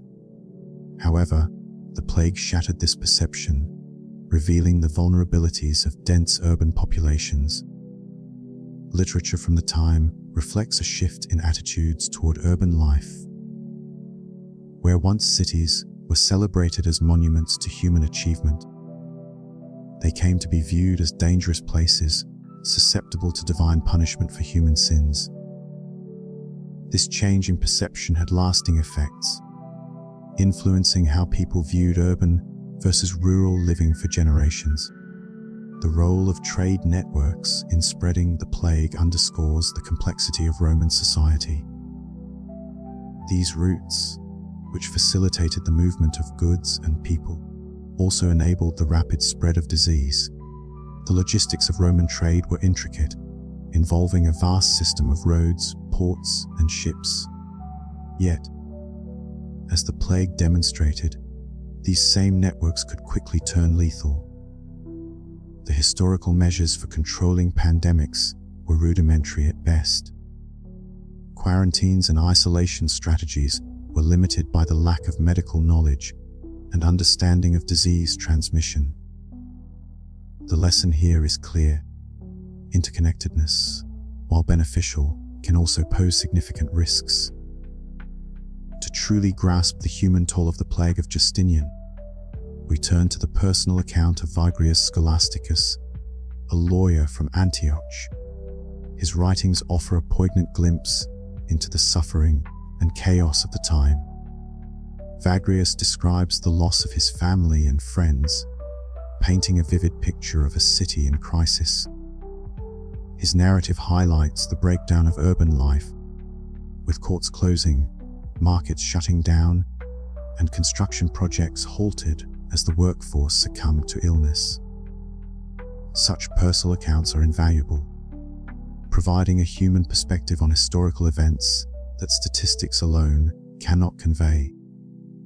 They remind us that history is not just about grand narratives, but also about individual experiences and the resilience of the human spirit. The effects of the plague of Justinian were long-lasting, altering the social and political landscapes of Europe for centuries. Repeated waves of the plague ensured that urban centers remained under constant threat, hindering recovery and growth. The demographic changes brought about by the plague shifted population distributions, leading to a decline in urbanization and a rise in rural communities. These transformations set the stage for the medieval period, characterized by smaller, more localized societies. The evolution of medieval cities reflects these changes, with urban areas becoming more self-sufficient and less reliant on expansive trade networks. Despite the devastation wrought by infrastructure, collapse, and pandemics, history shows that human societies are remarkably resilient. In the face of adversity, communities adapt, recover, and eventually thrive. The Roman experience offers valuable lessons for modern resilience. Investing in infrastructure, understanding the risks of interconnectedness, and learning from past pandemics are crucial strategies for building a more resilient future. As we look to the future, the lessons of Rome remind us that while human achievements can be fragile, the spirit of innovation and adaptation is enduring. In the next chapter, we will explore how these themes of resilience and recovery played out in the centuries following the fall of Rome, shaping the world we know today. In the annals of history, the period from 542 to 747 AD stands as a somber testament to the fragility of human society in the face of relentless pandemics. These years were marked by a series of devastating plague outbreaks that relentlessly battered the urban centers of the Roman world. The cities, once bustling with life and ingenuity, found themselves at the mercy of a microscopic foe. The plague's impact on urban populations was catastrophic, leading to a series of demographic disasters that reshaped the landscape of late antiquity. Carthage, a jewel of the Mediterranean, exemplifies the scale of this devastation.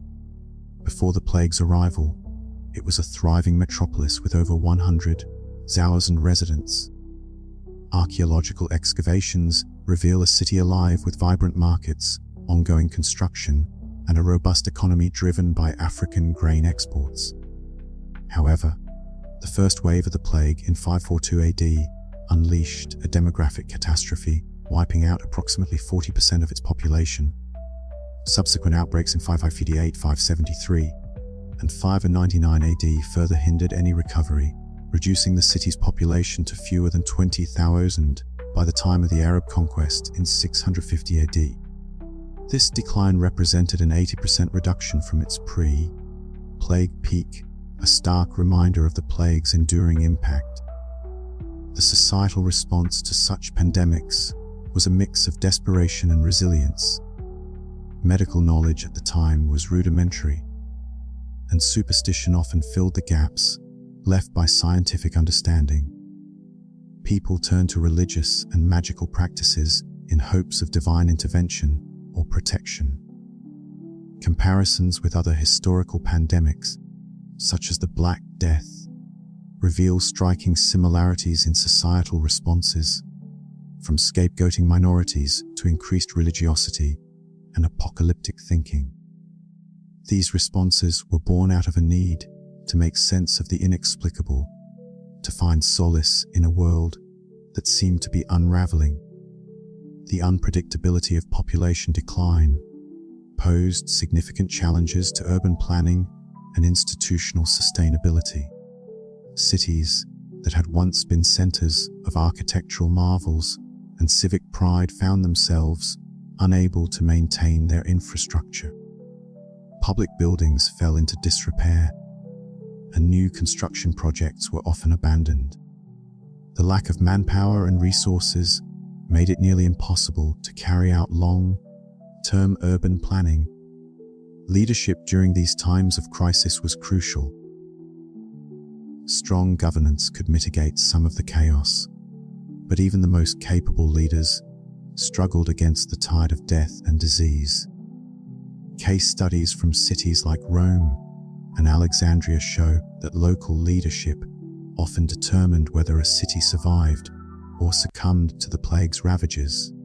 In many instances, the loss of skilled workers and the closure of educational institutions led to a decline in civic and cultural life, further eroding the societal fabric. The economic repercussions of the plagues were profound. Cities that had once thrived on specialized crafts and trade networks faced collapse as their populations dwindled. The glass-making industry serves as a poignant example. Roman cities were renowned for their sophisticated glass products, but the loss of skilled artisans and the interruption of knowledge transmission led to the industry's decline. This pattern repeated across various sectors, from textiles to metallurgy. The absence of skilled labor, coupled with the breakdown of trade routes, meant that many industries could not recover until centuries later. The Mediterranean region, once a hub of economic activity, found itself in a prolonged period of stagnation.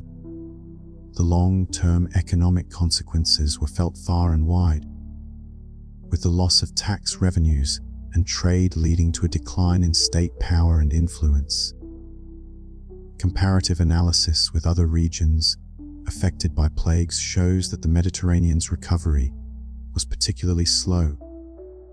hampered by the repeated waves of disease and the resultant demographic instability. As cities became synonymous with disease and death, a significant shift from urban to rural areas began to take place. This migration was driven by the perception that the countryside offered a safer, healthier environment. The social and economic fabric of Roman cities was irrevocably altered as populations dwindled.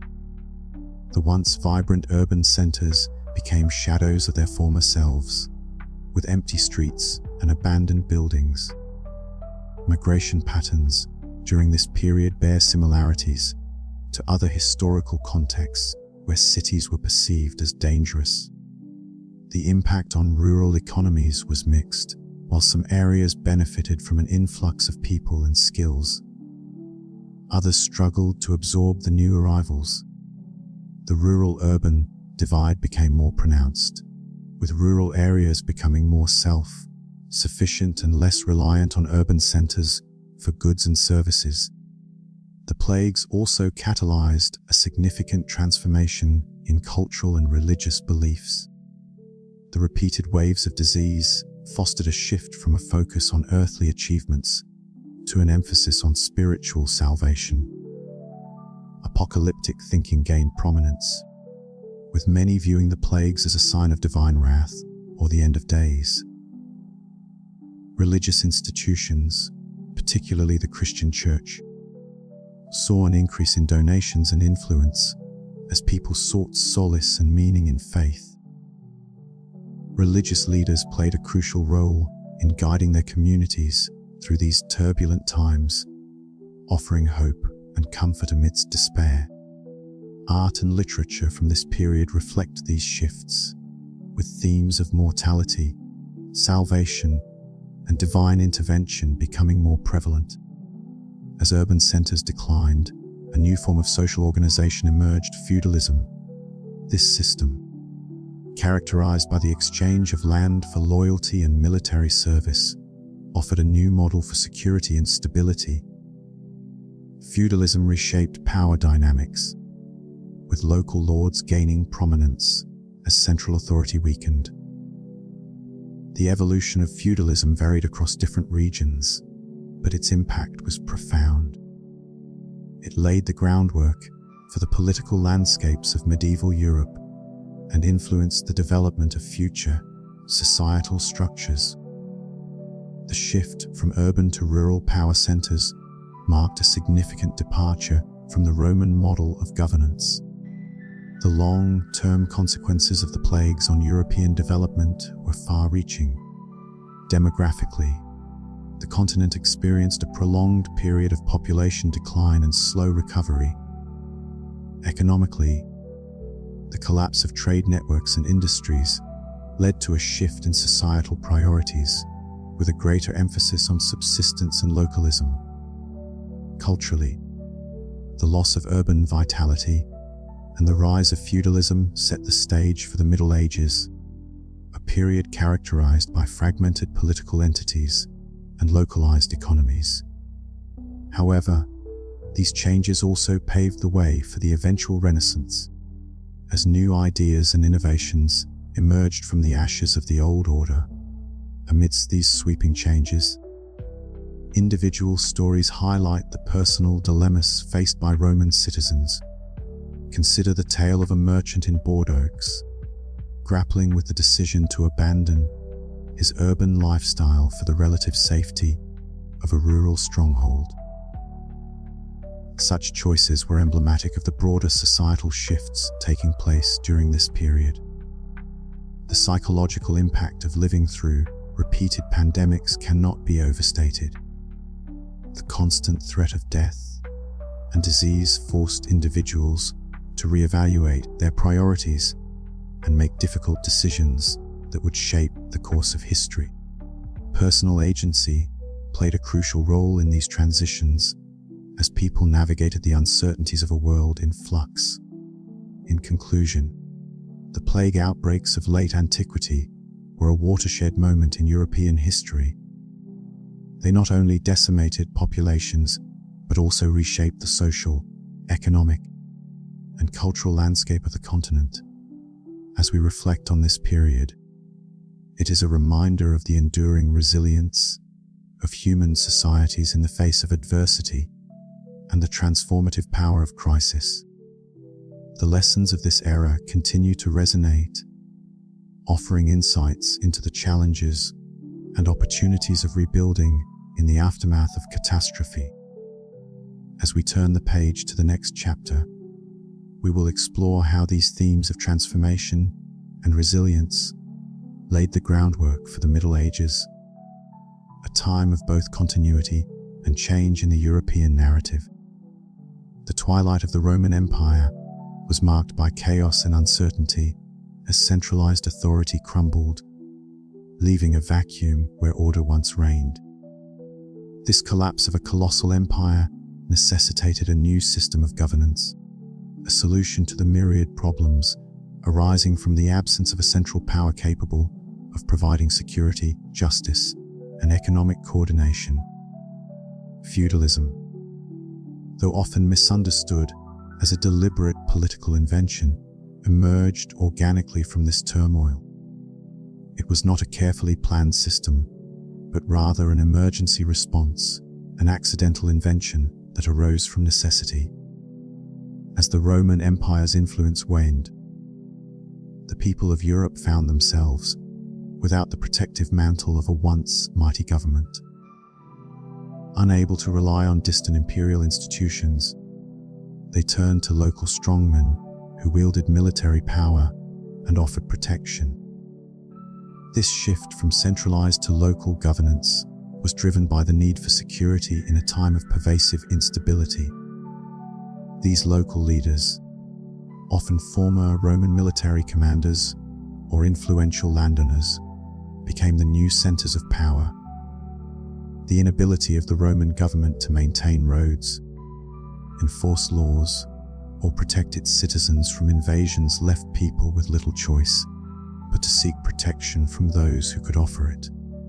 Thus, the seeds of feudalism were sown in the fertile soil of necessity, growing into a system that would dominate Europe for centuries.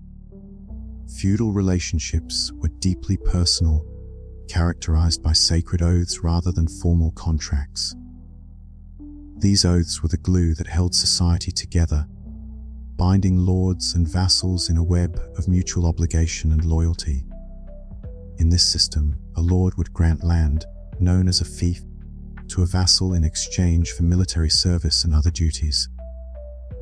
The vassal, in turn, pledged absolute loyalty and support to the lord, creating a bond that was as much about personal honor as it was about economic and military necessity. Unlike the complex bureaucratic systems of Rome, feudal relationships were flexible and adaptable. They could function at any scale, from a single village to a vast territory, without the need for cities, roads, or imperial administration. This flexibility was one of feudalism's great strengths, allowing it to thrive in a variety of environments and situations. The role of military service was central to these relationships, as lords relied on their vassals to provide armed support in times of conflict. This system of personal loyalty and obligation was a stark contrast to the Roman reliance on professional armies and bureaucratic governance. In feudal society, power was personal and direct, rooted in the bonds between individuals rather than abstract institutions. The economic landscape of Europe underwent a profound transformation as urban, centric economies gave way to rural, self-sufficient agricultural communities. Feudal lords, motivated by personal interest, sought to maximize the productivity of their lands. This drive for increased agricultural output led to significant innovations in farming techniques and land management. Unlike the absentee Roman landowners, who might never visit their estates, feudal lords were deeply invested in the success of their lands. The story of Gregory of Tours provides a vivid example of this transformation. Gregory, a 6th century bishop, documented the flourishing estate of a Frankish lord named Rosing. Rosing had transformed a former Roman villa into the heart of a thriving agricultural community. The estate produced everything its inhabitants needed, from grain and wine to textiles and metalwork, eliminating the need to rely on distant urban markets. This shift towards local production and self-sufficiency marked a revolutionary change in the European economy. The decline of urban markets was not a sign of economic decline, but rather a testament to the effectiveness of the new feudal system. Feudalism brought about a profound shift in social psychology, altering the very fabric of society. Under Roman rule, status was derived from participation in urban institutions, political office, and civic achievements. However, in the feudal world, status was rooted in personal relationships and landholding. A feudal lord's power came not from imperial appointments or urban rents, but from the number of warriors who had sworn personal loyalty to him. This new status system was based on reputation, honor, and the ability to protect one's followers. It was a radical departure from the Roman way of life, creating a society where personal loyalty and rural landholding were the cornerstones of power and influence. The cultural identity of feudal societies evolved in tandem with these changes. The emphasis on personal loyalty and honor transformed governance, creating a society where individual relationships were paramount. This evolution in cultural identity and social hierarchy was a key aspect of the feudal transformation. The implementation of feudalism can be vividly illustrated through the actions of King Clovis following the Battle of Veul in 507 AD. Instead of occupying the city of Toulouse and attempting to govern it as a Roman-style urban center, Clovis distributed the surrounding countryside among his warriors as personal fiefs. Each warrior received enough land to support himself, his family, and a small retinue of armed followers. They built fortified farmhouses, recruited local peasants as laborers, and established self-sufficient agricultural communities. This transformation was not unique to Toulouse. Across Europe, similar patterns emerged as former Roman cities lost their commercial functions and became centers of religious and cultural life instead. The archaeological evidence supporting these changes is compelling. Excavations reveal the widespread construction of motte and bailey castles, fortified sites that became the new centers of power in feudal society. These strongholds were not temporary measures, but permanent alternatives to urban civilization, reflecting a conscious decision to embrace a new way of life. Feudalism redefined power in Europe, shifting the focus from institutional authority to personal relationships and mutual obligations. Roman power was institutional, derived from a complex governmental hierarchy.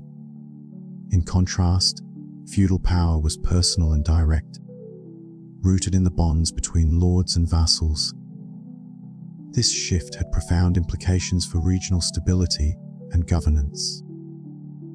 Feudal territories were governed through personal negotiation rather than bureaucratic administration, allowing for a more flexible and responsive system. The legacy of personal power in European history is a testament to the enduring influence of feudalism. It reshaped the political landscape, creating a society where individual relationships were the foundation of governance. The drive for self-sufficiency in feudal estates led to a decline in long-distance trade and monetary exchange. Feudal estates focused on local production, aiming to meet their needs without reliance on external markets. This economic independence fostered innovation and regional growth as communities became self-reliant and resourceful. The decline of Roman trade networks was not a sign of economic stagnation, but rather an indication of the success of the feudal system in creating self-sufficient communities. The rise of local economies and the emphasis on self-sufficiency were key factors in the economic transformation of Europe during the feudal era. In conclusion, the accidental invention of feudalism was a revolutionary response to the collapse of centralized authority. It transformed European society, reshaping power dynamics, social structures, and economic systems. Feudalism's legacy is a testament to the resilience and adaptability of human societies in the face of crisis, offering insights into the challenges and opportunities of rebuilding in the aftermath of catastrophe. As we turn the page, let us explore how these themes of transformation and resilience laid the groundwork for the Middle Ages, a time of both continuity and change in the European narrative. In the aftermath of the Roman Empire's collapse, the economic landscape of Europe underwent a profound transformation. Feudal lords, seeking self-sufficiency, turned away from currency-based transactions, choosing instead to embrace a barter system. This shift was driven by the desire to minimize reliance on urban markets, which had been the lifeblood of the Roman economy. Feudal estates became microcosms of production, with everything from food to tools being made on site.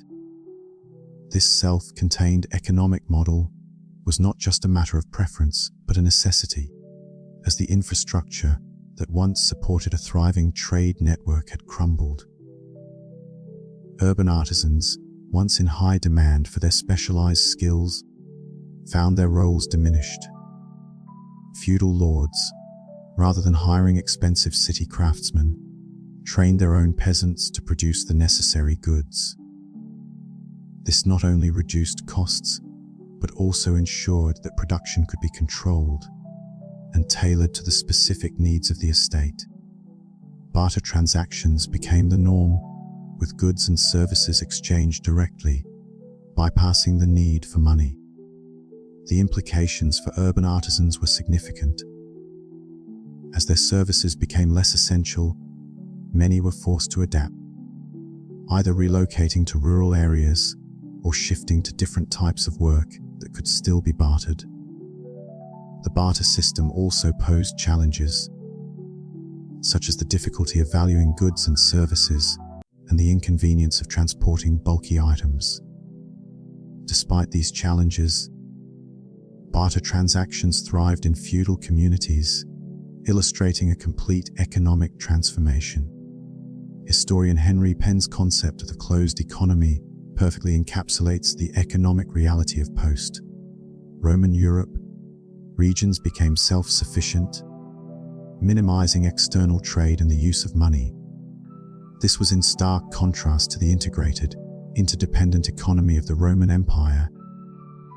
Under Roman rule, cities thrived on trade, with goods flowing freely across vast distances. But as the empire disintegrated, these trade networks collapsed, and regions turned inward. Local resources became paramount, with communities relying on what was available within their immediate vicinity. This shift had profound effects on technological innovation. Without the need to compete in a broader market, the drive to innovate was diminished. Technological advances slowed, and many skills and techniques that had been widespread in the Roman period were lost. The closed economy also influenced societal roles, with a greater emphasis on agricultural production and a reduced focus on urban professions. The disappearance of Roman coinage is a stark indicator of this transformation. Archaeological evidence shows a dramatic reduction in coin finds from this period. This was not due to a lack of wealth, but because money simply wasn't needed anymore. Barter systems and payments in kind became the norm, as communities reverted to pre-Roman social organizations. These small-scale agricultural communities were led by warrior elites who had minimal dependence on urban centers or long-distance trade. It was as if 1,000 years of Roman urban civilization had been reset. While Europe was retreating into its feudal enclaves, a new force was emerging in the east that would reshape the Mediterranean world. In 622 AD, the journey of a merchant named Muhammad marked the beginning of a transformation that would fundamentally alter global trade networks. The rise of Islam did not just conquer territories, it rewired the trade networks that had sustained Roman cities for centuries. Within a century of Muhammad's death, Islamic armies had conquered a vast area stretching from Spain to India. Unlike previous conquerors, the Arabs established a unified commercial empire that connected 3 continents under a single religious, legal, and economic system. The Islamic conquest redirected Mediterranean trade, causing a catastrophic impact on the remaining Roman cities in Western Europe. For instance, the papyrus trade, which had been crucial for European institutions, was fundamentally altered.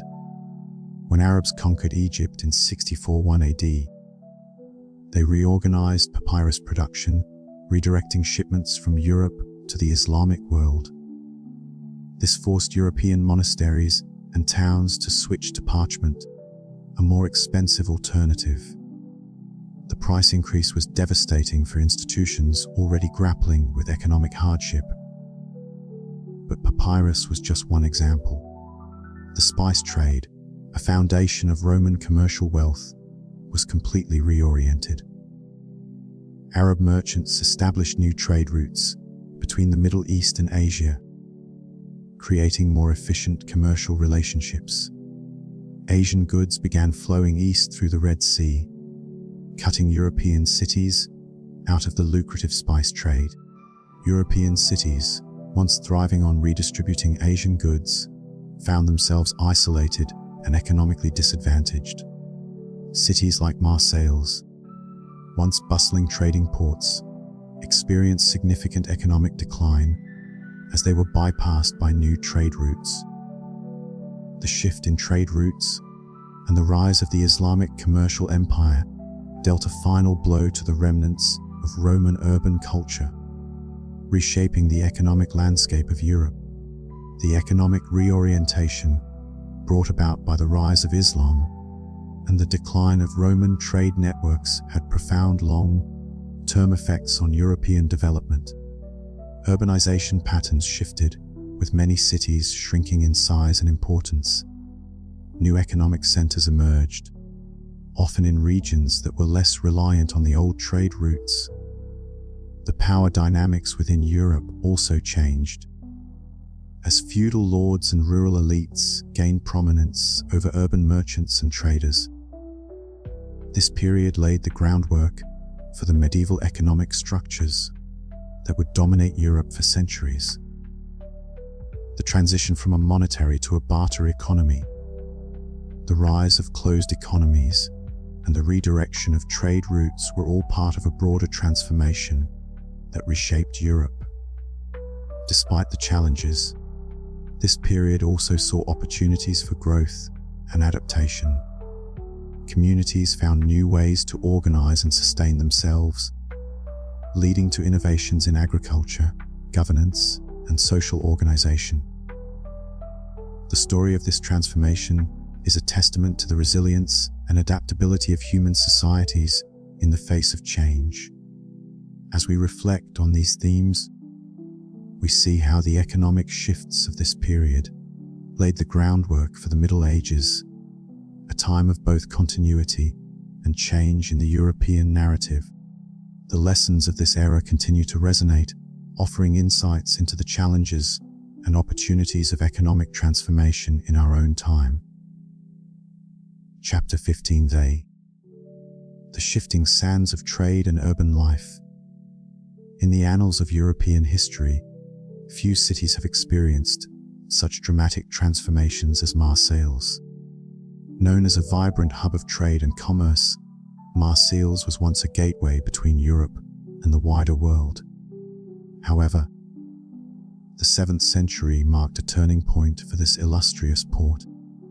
Archaeological excavations led by Professor Michel Bonif reveal a striking decline in long-distance trade through Marseilles during this period. Pottery shards from far-flung regions, once abundant in archaeological layers, become scarce. Construction activities came to a near standstill, and the city's population plummeted from an estimated 50,000 to less than 5,000. Marseilles, though not entirely erased from the map, was reduced to a simple fishing port.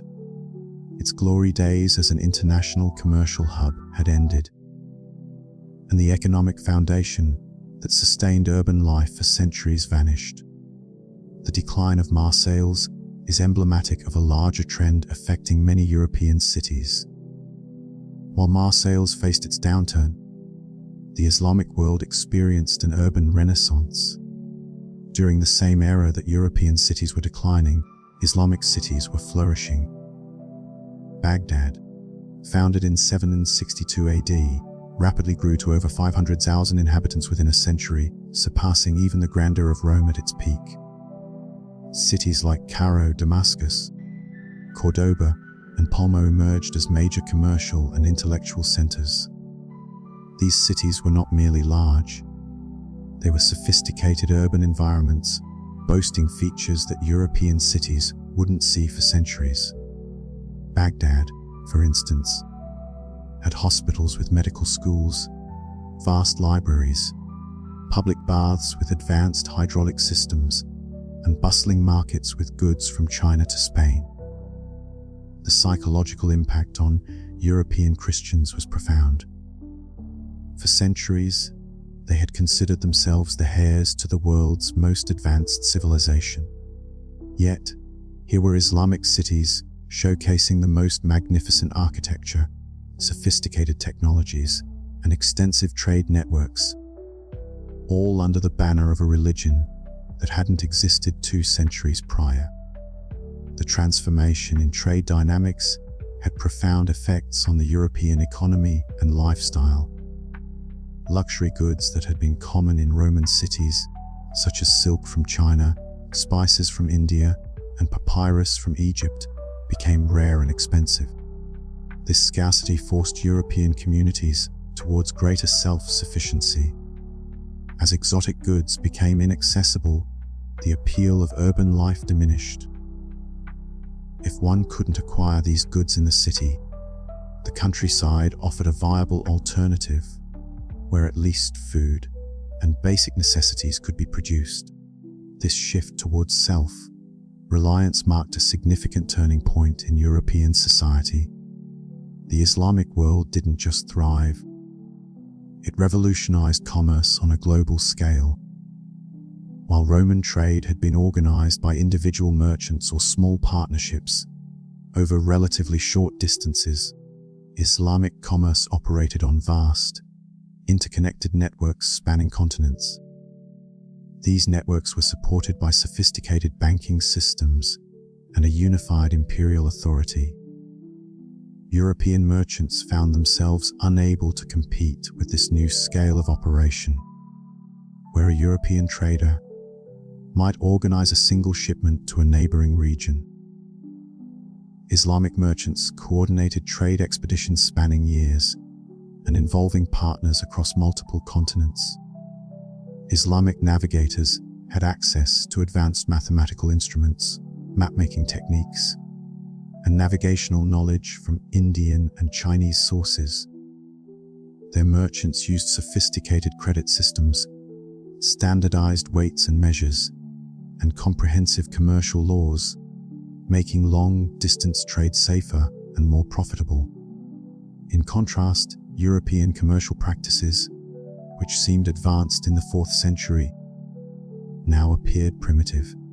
The comparison was akin to competing with modern multinational corporations using medieval guild structures. The economic landscape of Europe underwent a dramatic transformation. Regions heavily reliant on Mediterranean trade, such as southern Italy, southern France, and eastern Spain, experienced rapid urban decline. In contrast, areas focused on local or northern European trade, like northern France, Germany, and Britain, managed to maintain modest urban centers longer. The shift in trade dynamics also influenced city survival.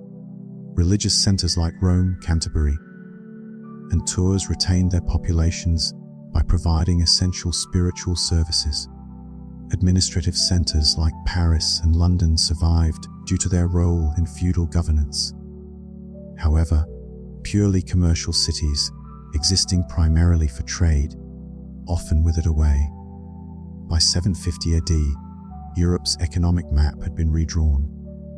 The interconnected urban network of the Roman Mediterranean had vanished, replaced by isolated regional economies with minimal long-distance connections. Europe hadn't just lost its cities, it had lost its place in the global economy. Despite these challenges, some European cities defied the odds and reinvented themselves. Rome, the Eternal City, serves as a testament to resilience and adaptability. By 550 AD, Rome's population had plummeted by over 90%, yet the city refused to die. Amidst the ruins, Rome found new purpose, leveraging its historical and religious significance to remain relevant. Other cities, too, found innovative ways to survive. These stories of ingenuity and perseverance demonstrate that urban life can endure even when the old world collapses. The cities that survived weren't necessarily the largest or the wealthiest, but the most adaptable. They understood that reinvention was key to survival. The technological and cultural disparities between Europe and the Islamic world were stark. Islamic regions advanced in navigation, mathematics, and commerce, benefiting from knowledge exchanges with the East. This transfer of knowledge was pivotal in expanding trade and cultural understanding. Europe, on the other hand, lagged behind, grappling with the remnants of Roman innovations. The gap in technology and culture shaped the trajectory of both civilizations, influencing trade, urban development, and cultural exchange for centuries. The stories of urban resilience offer valuable lessons for modern cities facing challenges. Adaptability, innovation, and a willingness to reinvent are crucial for survival. As we reflect on these historical narratives, we find parallels with contemporary urban challenges. The ability to navigate change, embrace new ideas, and foster resilience remains as relevant today as it was centuries ago. These lessons remind us that the story of cities is one of continuous evolution and adaptation, a testament to the enduring spirit of human civilization. In the end, the history of trade and urban life is a story of transformation, resilience, and the unyielding drive to adapt and thrive in an ever-changing world. As the Roman Empire crumbled, the once mighty city of Rome faced a crisis of identity and purpose. The grandeur of its imperial past was overshadowed by decay, and wild animals roamed through the ruins of the Colosseum. Yet, rather than succumbing to this decline, Rome embarked on a remarkable transformation. Under the visionary leadership of Pope Gregory the Great, who reigned from 590 to 604 AD, the city redefined itself as the epicenter of spiritual authority. Rome's reinvention was not just a shift in governance, but a complete economic overhaul. Gregory the Great recognized that the city's survival depended on attracting a new kind of visitor, the pilgrim.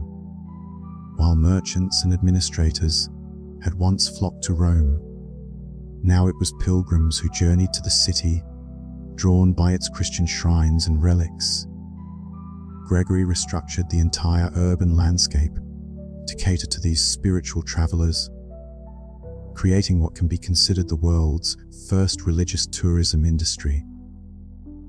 Churches were transformed into welcoming sanctuaries for pilgrims, and once abandoned public buildings became workshops for crafting religious souvenirs. The commercial districts, instead of bustling with trade, evolved into serene religious complexes, complete with chapels, libraries, and scriptoria. The economic genius of this transformation lay in its sustainability. Pilgrims brought their own resources, stayed for short durations, and required minimal infrastructure, freeing Rome from the burdensome systems that had failed elsewhere. The result was a thriving service-oriented economy that turned Rome into a beacon of spiritual community rather than a political power center. This shift required Romans to reconceptualize their city's identity, embracing the role of spiritual guardians in a changing world. The psychological leap from being the heart of an empire to the spiritual nucleus of a new religious world was profound, yet it set the stage for a resilient urban future. While Rome reinvented itself spiritually, Constantinople faced a different set of challenges. Surrounded by hostile forces, ravaged by plagues, and severed from traditional trade routes, Constantinople's survival seemed improbable. Yet, under the astute leadership of Emperor Leo II, who ruled from 717 to 741 AD, the city not only endured but flourished as a medieval powerhouse. Leo III's approach was akin to what we might now call a knowledge economy. Instead of striving for expansive territorial dominance, Constantinople became a hub of intellectual and technological advancement. The city was a magnet for scholars who collected, preserved, and translated manuscripts from across the globe. Works in Greek, Latin, Arabic, and Hebrew found new life in Constantinople's libraries, fueling the city's intellectual renaissance. But Constantinople's true strength lay in its mastery of niche markets. While other cities dominated the spice and silk trades, Constantinople carved out a reputation for luxury goods. Byzantine craftsmen excelled in creating silk textiles of unparalleled quality, coveted by Islamic rulers willing to pay handsomely for them. The city's goldsmiths produced exquisite jewelry and religious artifacts, sought after from Ireland to India. Historian Michael Hendy's analysis of Byzantine coin distributions reveals that Constantinople maintained trade relationships with over 40 regions, despite its limited territorial control.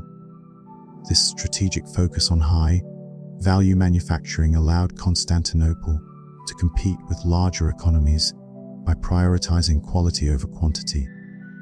By specializing in irreplaceable expertise, Constantinople built an economy that thrived on its unique capabilities, setting itself apart from cities producing basic goods. In a seemingly unlikely setting, the city of Ravenna emerged as a beacon of multicultural governance under the Ostrogothic king Theodoric. When Theodoric made Ravenna his capital in 493 AD, the city faced the daunting task of maintaining Roman urban standards with Germanic resources. Theodoric's innovative solution was to create a hybrid administration that blended Roman and Germanic systems. Roman law continued to govern commercial disputes, while Germanic customs addressed military organization and personal relationships. Christian institutions played a vital role in providing social services and education, ensuring that the city's diverse population was well catered for. This multicultural approach made Ravenna a magnet for refugees, merchants, and skilled craftsmen from across the Mediterranean. The city's inclusive governance fostered cooperation rather than competition among its inhabitants. Ravenna's population grew during the 6th century, even as many European cities faced decline. The economic impact was equally remarkable. Ravenna's workshops produced luxury goods that combined Roman techniques with Germanic artistic styles, creating products with cross-cultural appeal. Trade relationships with Byzantine, Islamic, and Germanic markets ensured resilience against disruptions in any single trade route. Ravenna's approach to infrastructure was equally forward-thinking. Instead of maintaining massive Roman-style public buildings, the city focused on smaller, sustainable facilities. Public baths became neighborhood amenities. The once grand circus was repurposed into workshops and housing, and the forum evolved into a bustling daily market. This pragmatic approach allowed Ravenna to thrive on its own terms, adapting to the new realities of the post-Roman world. The stories of Rome, Constantinople, and Ravenna highlight a common theme: the importance of sustainable urban infrastructure. As these cities transitioned from imperial centers to spiritual, intellectual, and multicultural hubs, they embraced infrastructure that matched their new identities. Rome's focus on small-scale, service-oriented facilities set a precedent for creating sustainable urban economies. In Constantinople, the emphasis on educational institutions and workshops for luxury goods showcased the value of intellectual capital. Ravenna's shift to maintainable infrastructure ensured resilience in an uncertain world. These cities understood that survival depended on adaptability, not on clinging to the past. Their ability to reinvent themselves in response to changing circumstances offers valuable lessons for modern urban planning. The transformations of Rome, Constantinople, and Ravenna were not merely physical or economic. They represented profound psychological and cultural shifts. These cities had to redefine their identities and purposes, moving from political power centers to spiritual, intellectual, or multicultural hubs. The role of leadership was crucial in guiding these cultural shifts. Pope Gregory the Great, Emperor Leo III, and Theodoric each played pivotal roles in steering their cities through uncertain times. Their ability to inspire and lead their people through change was instrumental in the city's resilience. Religion emerged as a powerful force in shaping city identities. In Rome, the spiritual transformation was central to its renewal. In Ravenna, Christian institutions provided social cohesion. In Constantinople, the blending of intellectual pursuits with religious traditions enriched the city's cultural fabric. These shifts had long-term effects on urban development, laying the foundations for cities that could adapt to future challenges. The survival stories of Rome, Constantinople, and Ravenna reveal common themes and unique approaches. Each city faced different challenges and responded with strategies that leveraged their strengths. Rome embraced spiritual authority and service-oriented economies. Constantinople focused on intellectual capital and niche markets. Ravenna adopted multicultural governance and sustainable infrastructure. Innovation, adaptability to local resources, and the ability to navigate external threats and opportunities were key to their resilience. These cities remind us that survival in a changing world requires an open mind, a willingness to adapt, and the courage to redefine one's identity. Their stories are a testament to the enduring spirit of human civilization, offering timeless lessons for cities across the ages. As we reflect on these survival strategies, we are reminded that the story of cities is one of continuous evolution and adaptation. In the face of adversity, the capacity to innovate, embrace new ideas, and foster resilience remains as relevant today as it was centuries ago. These lessons remind us that the story of cities is one of continuous evolution and adaptation, a testament to the enduring spirit of human civilization. In the end, the history of trade and urban life is a story of transformation, resilience, and the unyielding drive to adapt and thrive in an ever-changing world. the story of cities that thrived in the post-Roman world is one of adaptability, resilience, and transformation. These urban centers, such as Rome, Constantinople, and Ravenna, developed sustainable economies that allowed them to flourish despite the absence of a sprawling empire or expansive territorial control. Rome, for instance, leveraged its religious significance to maintain prosperity. It became a hub for religious services, drawing pilgrims from near and far, which in turn supported local commerce and artisans. Constantinople, strategically located between Europe and Asia, capitalized on its position to become a center for luxury manufacturing. The city crafted exquisite goods that were highly sought after across continents. Ravenna, on the other hand, embraced its multicultural roots and became a bustling center of trade and commerce, welcoming merchants and goods from various regions. These cities demonstrated that economic success could be achieved through niche specialization and a focus on quality over quantity. They did not rely on complex supply chains that spanned the empire. Instead, they developed economic models tailored to their unique strengths and resources, ensuring their sustainability even in the face of changing political landscapes. A key factor in the success of these cities was their investment in human capital.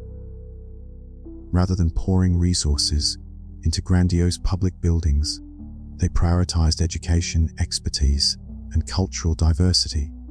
This focus on human capital was evident in the flourishing education systems that emerged in post-Roman cities. Rome, for instance, became a center for theological and philosophical studies, attracting scholars from across the Christian world. The emphasis on education fostered a skilled populace capable of adapting to new economic realities.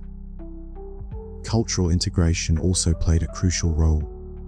Cities like Ravenna became melting pots of different cultures and ideas, which enriched their social fabric and stimulated innovation.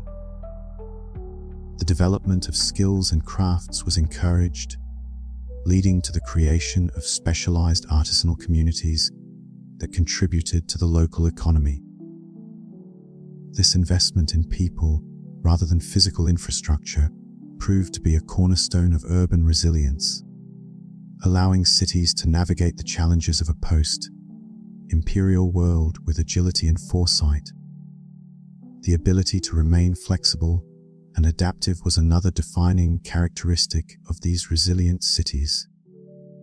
They constantly adjusted their strategies to meet changing conditions, demonstrating the importance of adaptability in urban planning. Without the imperial framework that had initially supported them, these cities had to reinvent their roles and functions. Rome, for example, transitioned from being the heart of an empire to a religious center that wielded spiritual influence. Constantinople, facing threats from various fronts, fortified its defenses and became a bastion of Eastern Orthodoxy. Ravenna, located at a crossroads of cultures, embraced its role as a mediator between different worlds. These cities showed that urban life could survive and even thrive without the traditional structures of power. The lessons from their survival stories eventually spread across Europe, inspiring the urban revival that began in the 11th century. Their experiences underscored the idea that cities were not just administrative centers or commercial hubs, but vibrant communities that brought diverse people together to create value that could not be achieved in isolation. To truly understand the process of urban abandonment in the post-Roman period, we must turn to the field of archaeology. Archaeological discoveries have transformed our understanding of what really happened when Roman civilization collapsed. The real story, as revealed by excavations, is far stranger and more gradual than any dramatic tale of sudden destruction. Take, for instance, the case of Roxa, a major Roman city in western Britain. Dr. Philip Barker's excavations at Wroxeter revealed a story of careful, deliberate adaptation that stretched over centuries. Instead of finding evidence of violent destruction or sudden abandonment, Barker discovered layers of archaeological evidence that told a different story.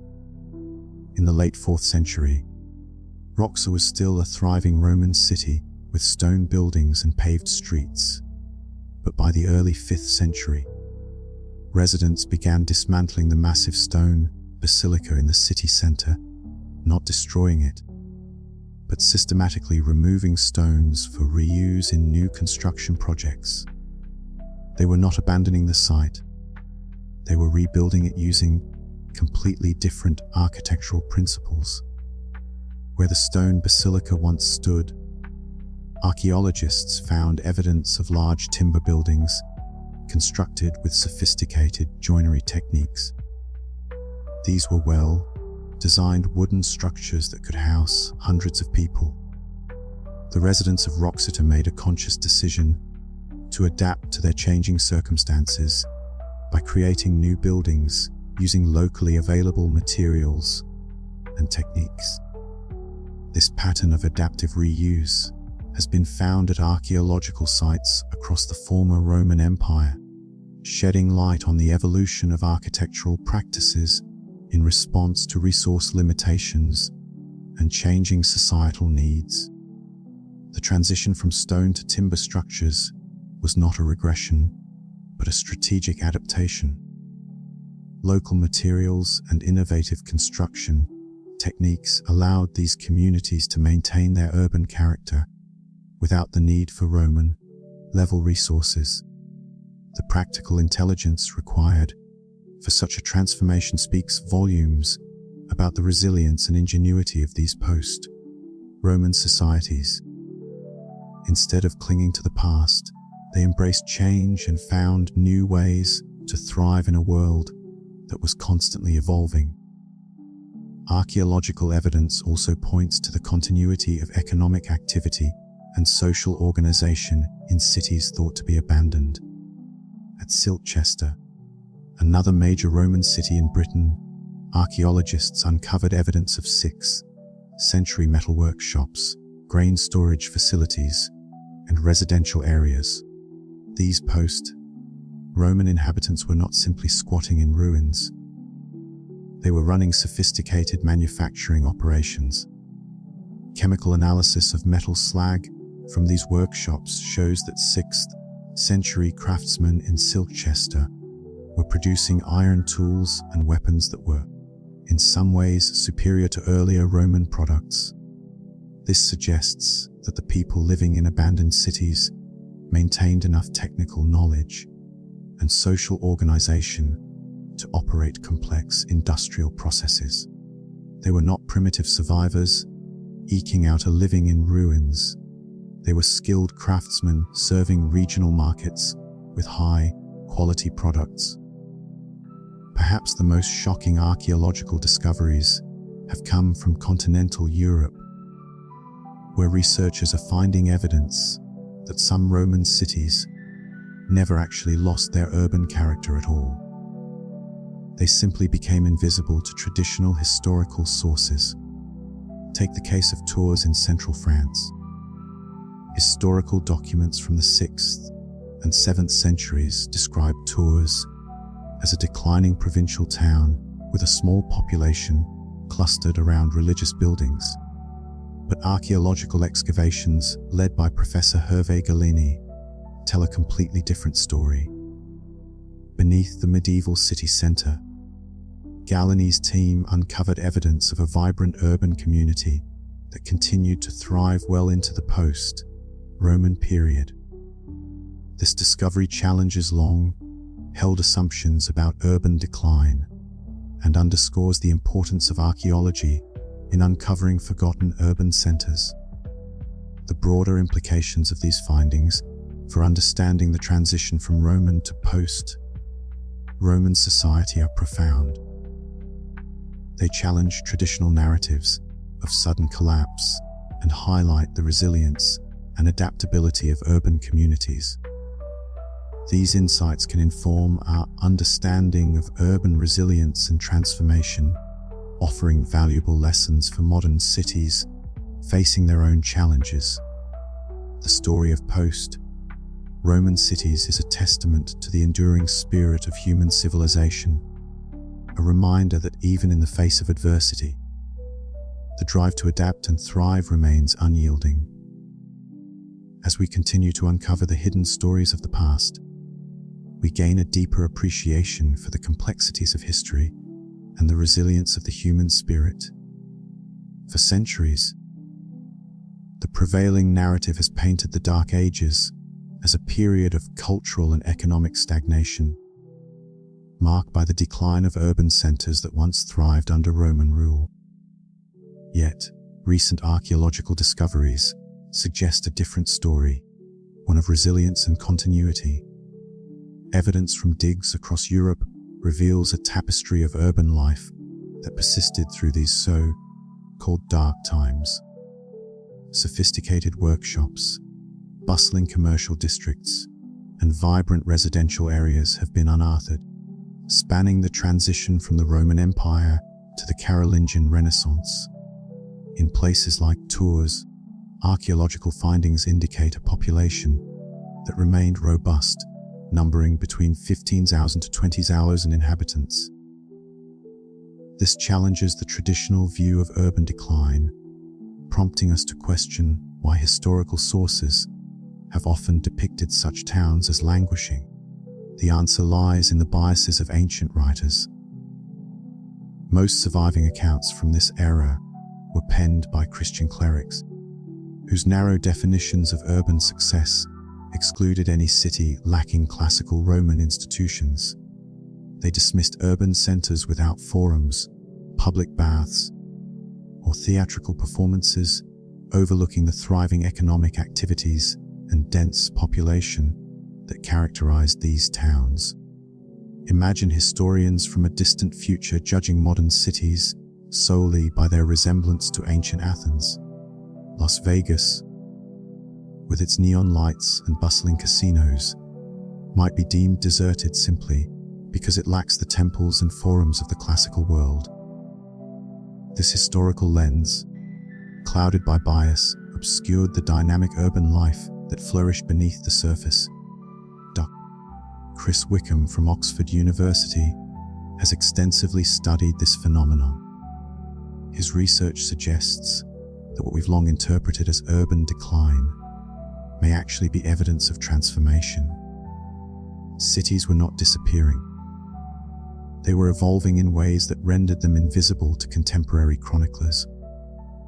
As Dr. Wickham argues, the so-called collapse of cities was more about adaptation than annihilation. While terrestrial excavations have reshaped our understanding of medieval urban life, underwater archaeology has further revolutionized our perspective. Beneath the waves of the Mediterranean, marine archaeologists have discovered hundreds of shipwrecks dating from the 5th to the 7th centuries. These ships, laden with wine, olive oil, pottery, and other goods, reveal a vibrant web of trade that spanned the Mediterranean during the so-called Dark Ages. Professor Shea Kingsley's work has been instrumental in identifying over 300 shipwrecks from this period, suggesting that commerce did not wither away, but remained robust and active. The archaeological record paints a picture of cities like Naples, Palermo, and Venice as key players in a thriving maritime trade network. These discoveries challenge the perception of economic stagnation. Many of these trade routes and relationships were never recorded in historical texts, as they involved smaller ports and regional markets that did not leave behind the grandiose official records of larger imperial networks. Yet, the goods transported across these waters tell a story of bustling commerce and cultural exchange. As Western Europe faced challenges, Eastern Europe experienced a period of of remarkable urban growth. In regions like Poland, Hungary, and the Czech Republic, recent excavations have uncovered evidence of new town foundations, expanding craft production, and increased long-distance trade during the 6th and 7th centuries. This burgeoning urban life suggests a geographical shift in development, a movement of prosperity eastward as Western cities grappled with their changing circumstances.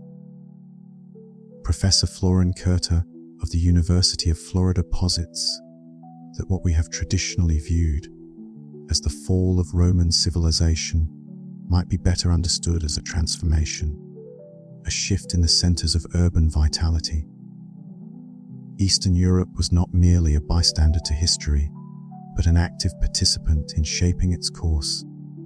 The archaeological evidence from these regions underscores a narrative of adaptation and resilience, as urban life took on new forms that eluded the notice of traditional historical sources. The story of urban continuity during the Dark Ages is not merely one of survival. It is a testament to the resilience and adaptability of human societies. Even amidst the collapse of massive institutional systems, people found ways to maintain the essential functions of urban life. Production, trade, social cooperation, and cultural development continued, driven by the ingenuity and determination of local communities. Residents of post-Roman cities were not mere victims of historical forces beyond their control. They were active agents, making intelligent decisions to adapt their communities to changing circumstances. They preserved the valuable aspects of urban life while discarding what had become unsustainable. This narrative of resilience forces us to reconsider our assumptions about how civilizations rise and fall. Perhaps the story is not about the triumph of barbarism over civilization, or the victory of rural simplicity over urban complexity. Instead, it is about human communities learning to reorganize themselves when old systems falter. As we explore the resilience of medieval urban centers, we must also acknowledge the remarkable revival that began around 1050 AD. After centuries of supposed decline, European cities experienced an explosive resurgence. This urban renaissance was characterized by energy and innovation that would make even the Romans envious. Yet, these were not mere revivals of ancient cities. They were something entirely new, built on principles that the ancient world had never imagined. These cities represented a reinvention of urban life. The story of this urban comeback begins in the most unlikely of places, a muddy lagoon where desperate refugees laid the foundations for one of history's greatest cities. Picture yourself standing in the Venetian lagoon around 1050 AD. There are no grand marble palaces, no aqueducts, just wooden houses on stilts connected by rickety bridges. Surrounded by salt marshes with a distinct fishy aroma, this swampy refuge seems an improbable birthplace for a great city. Yet, this humble setting would give rise to Venice, a city that transformed from a refugee camp into a powerhouse of trade and culture. Venice's unique geography played a crucial role in its development. Its location provided protection from invading forces and facilitated control over trade routes. The Venetians, leveraging their maritime prowess, established a thriving economic and political hub. Venice's rise exemplifies how geography, innovation, and strategic foresight can propel a city from obscurity to prominence. The lessons we glean from the study of urban continuity and resurgence during the Dark Ages have profound implications for contemporary urban studies. Understanding how past societies navigated challenges of institutional collapse and economic disruption can inform current and future urban planning and policy. The resilience and adaptability demonstrated by medieval cities offer valuable insights for modern cities facing their own challenges. As we continue to uncover the hidden stories of the past, we gain a deeper appreciation for the complexities of history and the resilience of the human spirit. The story of post-Roman cities is a testament to the enduring spirit of human civilization, a reminder that even in the face of adversity, the drive to adapt and thrive remains unyielding. The city of Venice was unlike any other medieval European city. While others clung to the remnants of the Roman Empire, Venice was an innovator, crafting an economic model that would redefine urban life and lay the groundwork for modern capitalism. This transformation was not merely about trade. It was a profound reinvention of how wealth was created, managed, and expanded. Venice's success was built not on territorial conquest or agricultural abundance, but on the radical idea that private merchants, through voluntary associations, could generate wealth and power that outstripped even the mightiest of empires. In the shadow of the once great Roman Empire, Venice emerged as a beacon of innovation and economic prowess. Situated on a cluster of muddy islands in the Adriatic Sea, Venice lacked the natural resources and territorial expanse that traditionally defined powerful cities. Yet, its unique geographical position turned it into a gateway between East and West, facilitating trade routes that connected Europe to the riches of Asia and the Mediterranean. The Venetian economy was a marvel of medieval ingenuity. Instead of extracting wealth from conquered lands, Venetians focused on creating wealth through commerce. Their innovation lay in developing sophisticated commercial partnerships, which enabled them to pool resources, share risks, and coordinate complex business ventures across vast distances. This was a sharp departure from Roman economic models, which were heavily reliant on territorial control and exploitation. The Venetian model of voluntary cooperation and private enterprise flourished due to several key factors. The city's strategic location allowed it to dominate maritime trade routes, while advances in shipbuilding and navigation technology enhanced its commercial reach. Venetian merchants were pioneers in creating what we would recognize today as investment firms and insurance companies. Their trading ventures often involved multiple investors, numerous ships, and operations spanning from London to Constantinople. Venetian merchants were not mere traders of goods, they were architects of a new economic order. Their success was rooted in the establishment of sophisticated commercial partnerships that relied on written contracts, standardized accounting practices, and legal frameworks to protect private property and enforce agreements. These innovations were revolutionary, providing a structure that allowed for the consistent and reliable execution of complex trade operations. The concept of a written contract was not just a formality, it was a tool that ensured trust and accountability among partners. Standardized accounting practices enabled merchants to manage their finances with precision, while legal frameworks provided the necessary support to resolve disputes and uphold agreements. These practices laid the foundation for modern business operations, influencing the development of corporate structures and financial systems that we see today. Venetian partnerships were characterized by their capacity to scale operations effectively. By 1200 AD, Venice's trade volume was staggering, exceeding 10 million Byzantine gold pieces annually. This wealth was not the result of local production, but rather the strategic management of trade networks that spanned continents. Such financial power was almost unimaginable for a city of fewer than 100,000 residents, operating from islands with no natural resources. The scale of Venetian trade in the 12th century was unparalleled. Venice's dominance of maritime commerce was not simply a matter of geographical advantage. It was the result of meticulous planning and execution. The city's merchants managed vast trading networks that extended from the ports of England to the bustling markets of the Byzantine Empire. This extensive reach was facilitated by Venice's mastery of maritime technology and logistics.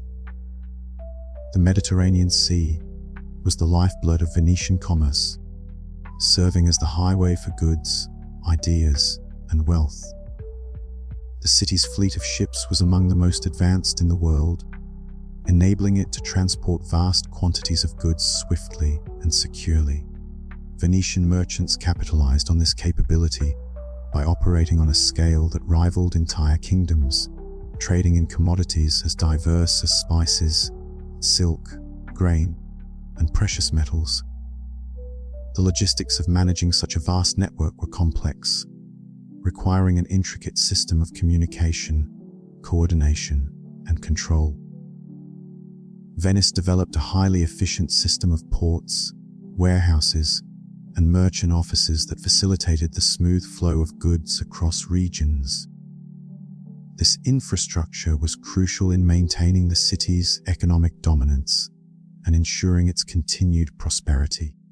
One of Venice's most significant contributions to economic innovation was its focus on value-added services. Instead of relying on local production, Venetians became experts in enhancing the value of goods through financing, transportation, and distribution. This approach allowed them to maximize profits while minimizing the risks associated with production. Venetian merchants did not grow grain or manufacture silk. Instead, they financed the purchase of these commodities and facilitated their transport across regions where they were needed. By acting as intermediaries, Venetians added value to the trade process, creating wealth without the need for direct production. This strategy of providing value-added services was transformative, influencing global trade dynamics and setting the stage for modern economies. It demonstrated that wealth could be generated not just through the production of goods, but through the provision of services that enhanced their value. The success of Venetian commerce was underpinned by a series of institutional innovations that supported complex operations. Venice established standardized weights, measures, and currency systems that were recognized across the Mediterranean. These standards ensured consistency and trust in trade transactions, facilitating the smooth exchange of goods and services. Commercial courts were another critical innovation, providing a legal framework for resolving disputes quickly and fairly. These courts were essential in maintaining the integrity of commercial agreements and ensuring the protection of merchants' rights. They represented an early form of legal institutions that would later evolve into the commercial courts of modern economies.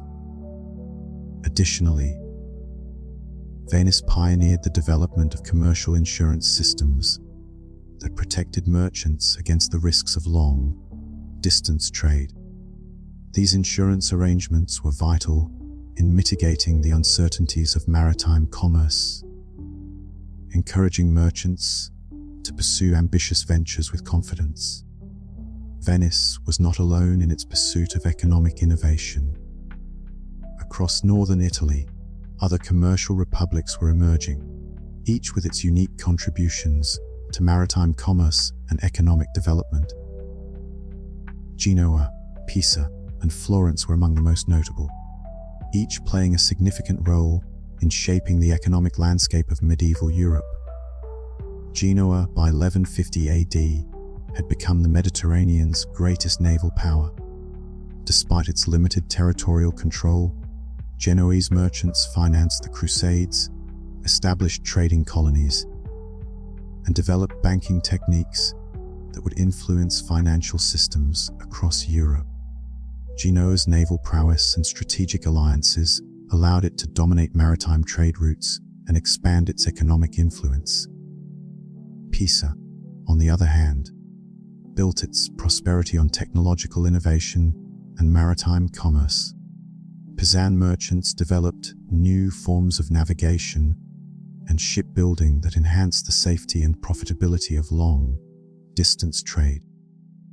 These advances positioned Pisa as a leading player in the Mediterranean economy, rivaling the commercial might of its neighbors. Florence, a landlocked city, emerged as medieval Europe's financial capital.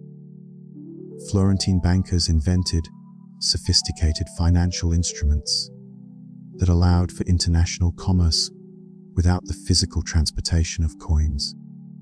The Medici banking house, in particular, played a pivotal role in developing credit systems that facilitated trade across continents. Florence's transformation into a financial hub was a testament to the power of intellectual innovation. Florentine banks did not merely lend money. They created financial tools that enabled merchants to conduct business across vast distances with ease. The development of letters of credit, which could be honored by banks in distant cities, was revolutionary, providing a secure and efficient means of conducting international transactions. The Medici family, with their extensive banking network, epitomized the success of Florentine finance. Their innovations in credit and banking systems laid the groundwork for modern financial services, influencing the evolution of banking practices across Europe. Florence became a center for financial services, supporting the production and trade of goods throughout the continent. The wealth generated by Florentine finance was extraordinary. By 1300 AD, the city's per capita income surpassed that of most European regions, and a successful banker enjoyed a lifestyle comparable to that of royalty. Florence's financial success underscored the potential for cities to create prosperity through innovation and cooperation. The principles of wealth creation through innovation, specialization, and cooperation did not remain confined to Italy. They spread across Europe, influencing the development of urban centers and manufacturing hubs. Cities like Bruges, Ghent, and Antwerp became manufacturing powerhouses, producing high-quality textiles and other goods using advanced production techniques. These cities developed proto-industrial manufacturing systems, characterized by complex supply chains and organized production methods. Flemish cloth production, for example, involved the coordination of numerous workshops and the integration of supply chains that spanned regions. This shift from small-scale craft workshops to organized production systems marked a significant evolution in European manufacturing. The urban revival in Northern Europe was a testament to the transformative power of economic innovation. By embracing the principles of specialization and cooperation, cities were able to create wealth and prosperity independently of territorial control and resource extraction. This shift laid the foundation for the modern capitalist economy, reshaping the social and economic landscape of Europe. In conclusion, the rise of Venice and its fellow Italian republics marked a turning point in the history of urban civilization. Through innovation, specialization, and voluntary cooperation, these cities demonstrated the potential for wealth creation and economic growth. Their legacy continues to influence modern economic systems, reminding us of the enduring power of human ingenuity and collaboration. Chapter 20a. The Medieval Blueprint for Modern Urban Revival. The Hanseatic League stands as a remarkable testament to medieval Europe's ingenuity, serving as the world's first multinational trading corporation. Born out of necessity and ambition, The League was a powerful alliance of merchant guilds and market towns in northwestern and central Europe. Its inception was driven by the need to protect economic interests and facilitate trade across vast distances. From the bustling streets of London to the icy ports of Novgorod, the Hanseatic League created a network that was unprecedented in scale and influence. At its height, the League boasted over 200 member cities, each contributing to a vast web of commerce that spanned hundreds of miles. Philip Deulinger's research highlights the League's control over trade routes worth millions of marks annually. This was no small feat, as the League managed to standardize weights, measures, and even commercial practices across its network, ensuring smooth transactions and fostering trust among its members. What truly set the Hanseatic League apart was its organizational structure. Unlike the Roman Empire's centralized system, the League was a voluntary association of independent cities. These cities retained their autonomy while cooperating for mutual benefit. This decentralized model allowed them to adapt to changing economic landscapes swiftly and effectively. The League's success lay in its ability to balance local needs with collective goals, a feat that required skilled negotiation and a shared vision for prosperity. The medieval period marked a significant departure from the Roman Empire's centralized territorial model. Instead of sprawling imperial cities, Europe saw the rise of independent urban centers, each flourishing through specialized production and trade. These cities, unlike their Roman predecessors, did not rely on vast infrastructure projects or territorial expansion. Instead, they thrived on networks of voluntary cooperation and market relationships. This shift was revolutionary. It demonstrated that cities could achieve prosperity through mutual agreements and specialization, rather than conquest and control. This network of independent cities allowed for a more resilient economic system, capable of adapting to local conditions and opportunities. The benefits of this decentralized model were manifold. Cities like Lübeck, Hamburg, and Danzig became hubs of trade and innovation, each specializing in different aspects of commerce and production. This specialization led to increased efficiency and innovation as cities competed and collaborated on equal footing. The success of these medieval networks provided a powerful blueprint for future urban development. Medieval cities achieved remarkable levels of prosperity by focusing on specialized production and voluntary cooperation. Unlike the Roman model, which relied on territorial control, these cities harnessed the power of human ingenuity and collaboration. Each city became a center of excellence in its domain, whether it was textiles, metalwork, or luxury goods. Guilds played a crucial role in this process, regulating quality, training apprentices, and ensuring fair trade practices. These organizations fostered a spirit of innovation and excellence, driving economic growth and elevating living standards. The voluntary nature of medieval cooperation allowed cities to adapt swiftly to changing economic conditions. This adaptability was key to their survival and success. For example, the city of Bruges became a leading center for textile production, while Venice excelled in maritime trade and shipbuilding. These cities understood that prosperity lay not in conquest, but in cooperation and specialization. Institutions played a pivotal role in the revival of medieval cities. They facilitated cooperation among independent economic actors, enabling cities to thrive without massive infrastructure investments. These institutions were the glue that held the urban fabric together, providing stability and fostering trust. They included merchant guilds, trade associations, and and local councils, each contributing to the smooth functioning of urban life. These organizations regulated trade, resolved disputes, and ensured fair practices, creating an environment conducive to economic growth.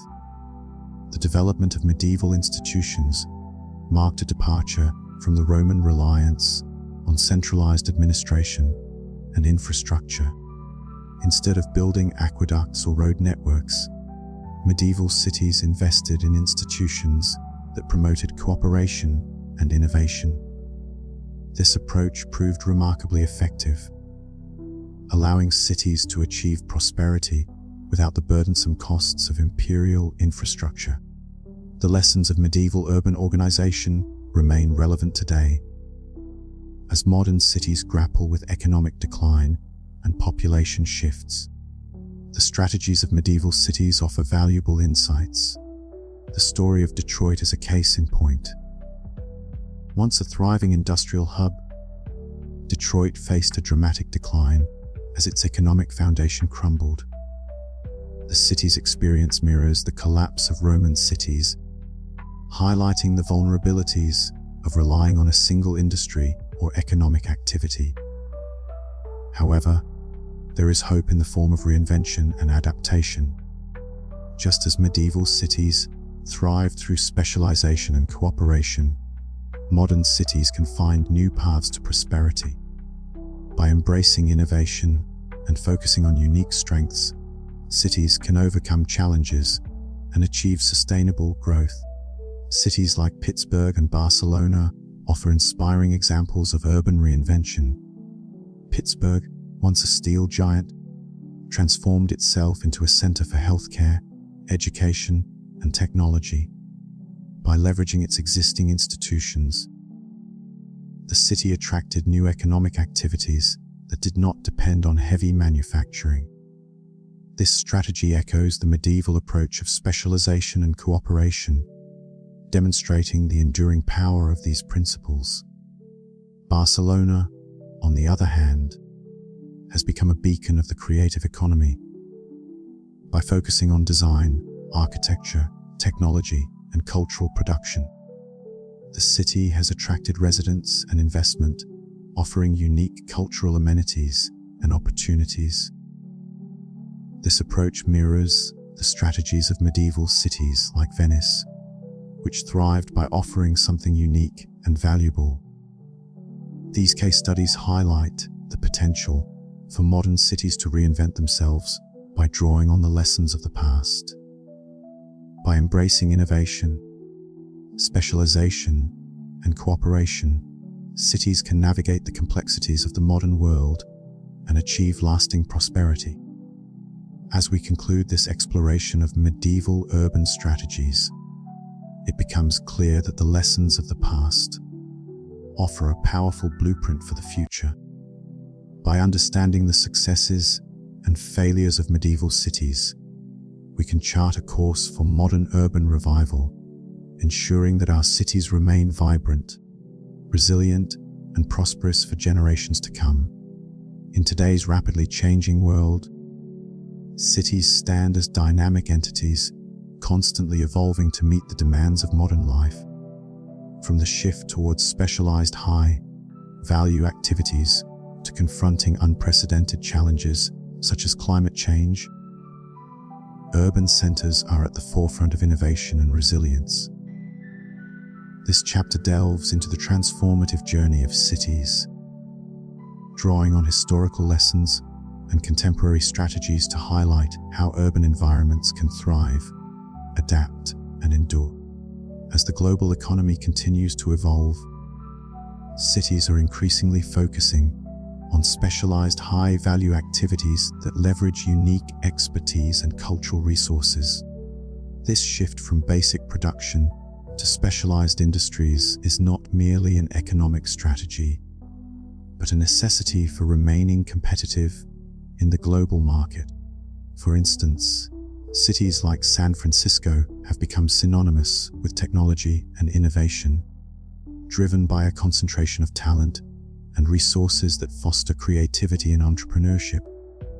Similarly, Milan has capitalized on its rich cultural heritage to establish itself as a global fashion capital, drawing designers and consumers from around the world. Such examples illustrate the power of specialization in creating economic opportunities and driving urban growth. However, the journey towards specialization is fraught with challenges. Cities must navigate the complexities of global competition, technological disruptions, and changing consumer preferences. They must also balance the need for economic growth with the preservation of cultural identity and social cohesion. In this context, the ability to adapt and innovate becomes crucial.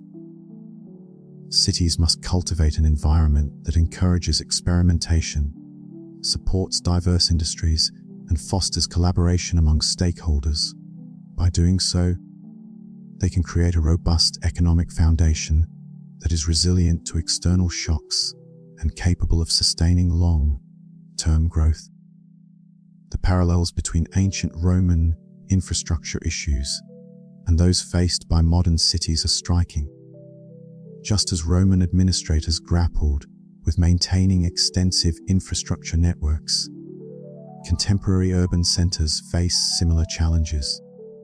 The American Society of Civil Engineers estimates that over $2 trillion is needed to bring American infrastructure up to adequate standards.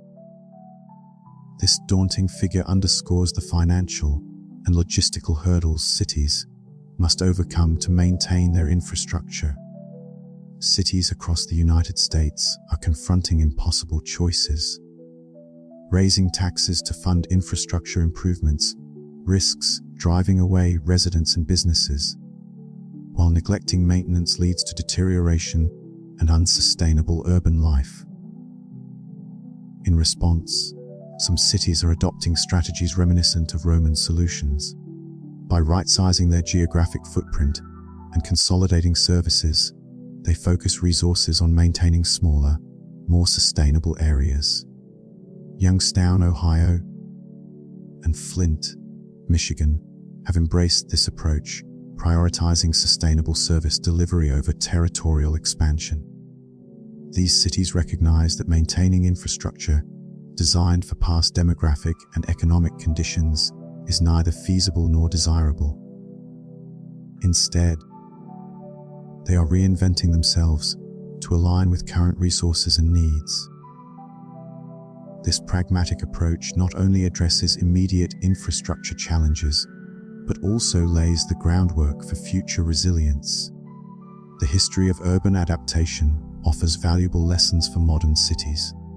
Cities like Rome, Constantinople, and Venice demonstrate the power of reinvention and resilience. Rome, for instance, survived the collapse of its political structures by transforming into a religious center.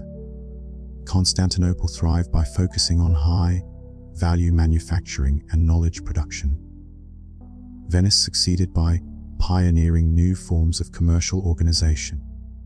These historical examples highlight the importance of adaptability in the face of changing circumstances.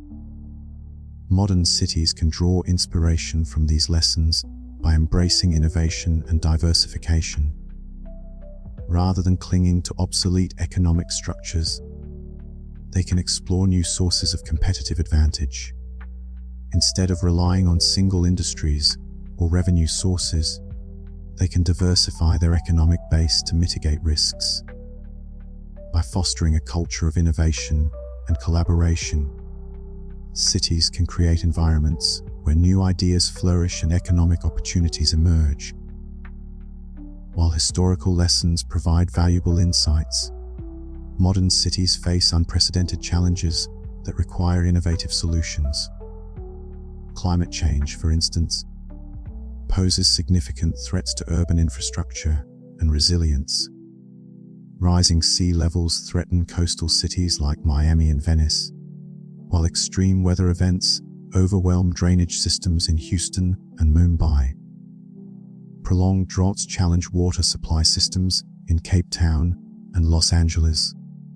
To address these challenges, Cities are adopting forward-thinking approaches that prioritize sustainability and resilience. Green infrastructure, such as permeable pavements and urban forests, helps manage stormwater and reduce heat islands. Renewable energy initiatives and energy-efficient building designs reduce carbon footprints and enhance energy security. Cities are also investing in climate resilience strategies, such as flood defenses, to protect vulnerable communities. By integrating sustainability into urban planning, cities can enhance their capacity to withstand environmental shocks and create healthier, more livable environments for their residents. The principles of urban resilience and success are rooted in economic diversity, human capital investment, and social cooperation. Cities that thrive are those that maintain a diverse economic base, invest in education and workforce development, and foster social cohesion. These principles are not only essential for economic growth, but also for building communities that can adapt to change and withstand external shocks. Economic diversity reduces reliance on single industries or revenue sources, mitigating the impact of economic downturns. Human capital investment ensures that residents have the skills and knowledge needed to participate in the modern economy. Social cooperation fosters a sense of community and shared purpose, enabling residents to work together to address common challenges. By embracing these principles, cities can create environments where innovation and adaptability flourish. They can build vibrant communities that are resilient to change and capable of sustaining long-term success. Urban civilization is both fragile and resilient, with complex systems susceptible to disruptions. Climate change, economic shifts, technological disruptions, political instability, and demographic transitions all pose significant challenges to urban life. Yet, urban communities have remarkable capacities for adaptation, innovation, and reinvention. When old systems stop working, urban residents can create new institutions, develop new economic strategies, and find new ways to organize their communities. The key to resilience lies in maintaining diversity in social and economic structures. Cities that preserve diverse social networks, cultural institutions, and economic relationships are better equipped to survive external shocks. They can draw on a rich tapestry of resources and ideas to navigate change and drive innovation. In contrast, cities that lose these underlying conditions may struggle even in favorable circumstances. The future of urban environments is an ongoing project that requires continuous adaptation and renewal. Building thriving communities is not a one-time achievement, but a dynamic process that demands constant attention and innovation. As we reflect on the lessons learned from historical urban transformations, we are reminded of the eternal human challenge of building communities that can thrive, adapt, and endure in an unpredictable world. By embracing the principles of resilience and adaptability, cities can prepare for the future and create environments where residents can flourish. They can build vibrant, resilient communities that are capable of overcoming challenges and seizing opportunities in an ever-changing world. As we conclude this exploration of urban evolution, we are reminded that the story of cities is not just about the past. It is about the ongoing journey of adaptation and renewal, the pursuit of resilience and innovation, and the enduring quest to build communities that can thrive in an uncertain world. Throughout history, cities have thrived on the strength of diversity. It is the fabric that weaves different cultures, economies, and institutions into a robust tapestry capable of withstanding the test of time. The great city of Constantinople, for instance, stood as a beacon of diversity and resilience for centuries. Its strategic position at the crossroads of Europe and Asia allowed it to attract a mix of cultures and ideas, fostering an environment where innovation could flourish. This diversity was not merely a byproduct of its location, but a deliberate choice by its rulers and citizens to embrace and integrate different cultures, religions, and economic practices. In modern times, cities like San Francisco have continued this tradition by actively welcoming immigrants, fostering a mix of industries, and celebrating a multitude of cultural identities. The economic dynamism of these cities is a testament to the power of diversity. They provide multiple paths to prosperity and innovation, ensuring that when one sector faces challenges, others can carry the weight. Such cities do not rely solely on tech or finance, but also nurture arts, education, and services, creating a resilient and adaptable urban ecosystem. However, diversity is not a self-sustaining phenomenon. It requires intentional cultivation and the willingness to make choices that favor inclusion over exclusion. It means crafting policies that welcome newcomers rather than building barriers, supporting a variety of industries rather than being dependent on a single economic driver, and preserving distinct neighborhoods rather than imposing a monolithic cultural identity. The lesson is clear. Diversity is a strength that cities must actively cultivate if they are to remain resilient in the face of modern challenges like climate change and economic inequality. The grandeur of ancient Roman cities was evident in their spectacular infrastructure. Aqueducts that carried water from distant mountains, roads that connected the empire, and grand public buildings that stood as testaments to their engineering prowess. Yet, when Roman institutions faltered, the physical infrastructure alone could not sustain their civilization. This historical lesson underscores the critical importance of institutions in urban sustainability. Physical infrastructure lays the groundwork for a functional city, but it is the institutions, the systems of governance, law, trade, and social cooperation that breathe life into the urban fabric. Modern cities continue to invest heavily in infrastructure, from transportation networks to high-speed internet. These investments are necessary, but they must be matched by a commitment to strengthening social infrastructure. Schools, libraries, community centers, and civic organizations are the institutions that enable people to collaborate, innovate, and solve problems collectively. They provide the social capital necessary for cities to thrive. Successful cities are those that not only build roads and bridges, but also foster institutions that can adapt to new challenges. This adaptability is crucial in a world where technological disruption, political polarization, and environmental changes are constants. Cities must create flexible governance structures, embrace participatory decision-making, and support community-driven initiatives to remain sustainable. Change is the only constant in the life of a city. Cities that fail to adapt often find themselves left behind, as was the case with many during the collapse of Roman civilization. Those that succeeded, like Venice, managed change intelligently by combining traditional practices with innovative solutions.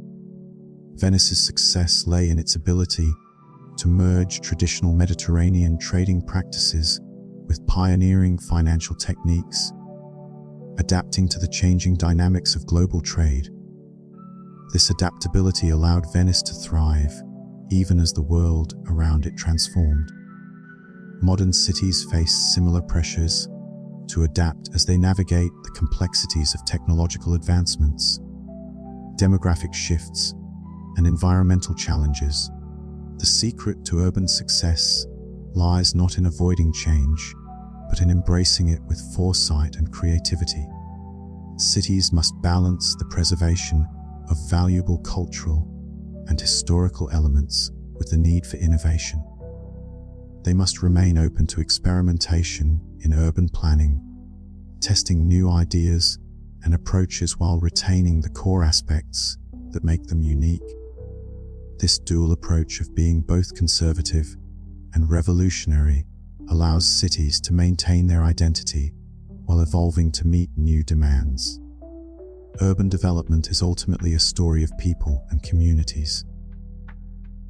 While grand plans and infrastructure projects shape the physical landscape, it is the collective actions of individuals that define the character of a city.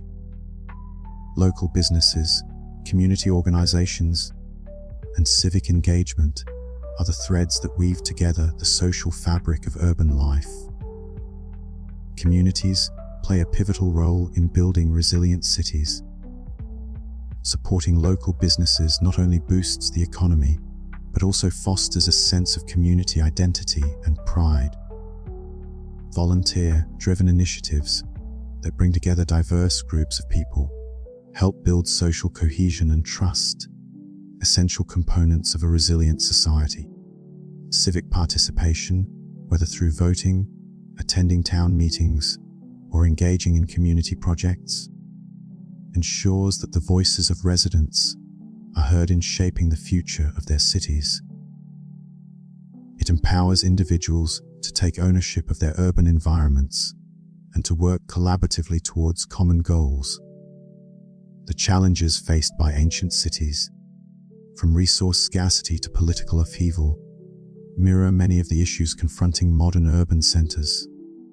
Yet, the solutions devised by ancient urban planners continue to offer valuable insights.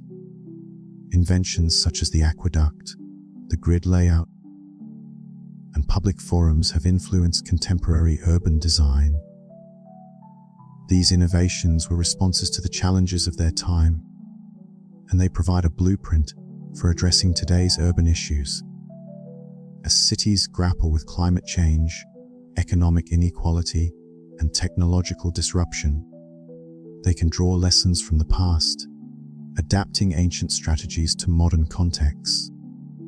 The continuity of urban problems and solutions highlights the importance of learning from history while remaining open to new ideas. The ongoing story of urban civilization is a testament to human ingenuity and resilience. It is a narrative shaped by countless individuals who have contributed to the evolution of cities. As we look to the future, the role of citizens in shaping urban environments becomes increasingly significant. Visionary urban projects, driven by technological advancements and a commitment to sustainability, offer glimpses of what future cities might look like. Smart cities, green infrastructure, and collaborative urban planning are paving the way for more resilient urban environments. However, the success of these projects depends on the active participation of citizens. Residents must be engaged in the planning process, ensuring that their needs and aspirations are reflected in the development of their cities. Technology can facilitate this engagement, providing platforms for communication and collaboration. Ultimately, the future of urban civilization hinges on the collective responsibility of individuals to build thriving, adaptive communities. The lasting impact of historical urban innovations is evident in the cities we inhabit today. From the Roman roads that laid the groundwork for modern transportation networks to the Renaissance architecture that continues to inspire, the legacy of urban innovation is a testament to the enduring power of human creativity. As cities evolve, they must balance the preservation of cultural heritage with the need to adapt to new circumstances. This requires a deep understanding of the past and a willingness to embrace future possibilities. The evolution of urban planning principles informed by historical lessons, can guide the development of cities that are both resilient and vibrant. The cultural heritage of cities, from their architecture to their traditions, is a source of identity and pride. Preserving this heritage while adapting to change ensures that cities remain connected to their roots, even as they evolve. At the heart of every great city are the ordinary citizens who work tirelessly to create and sustain vibrant urban environments. Throughout history, community-led initiatives and grassroots movements have transformed urban landscapes, leaving a lasting impact on the cities they call home.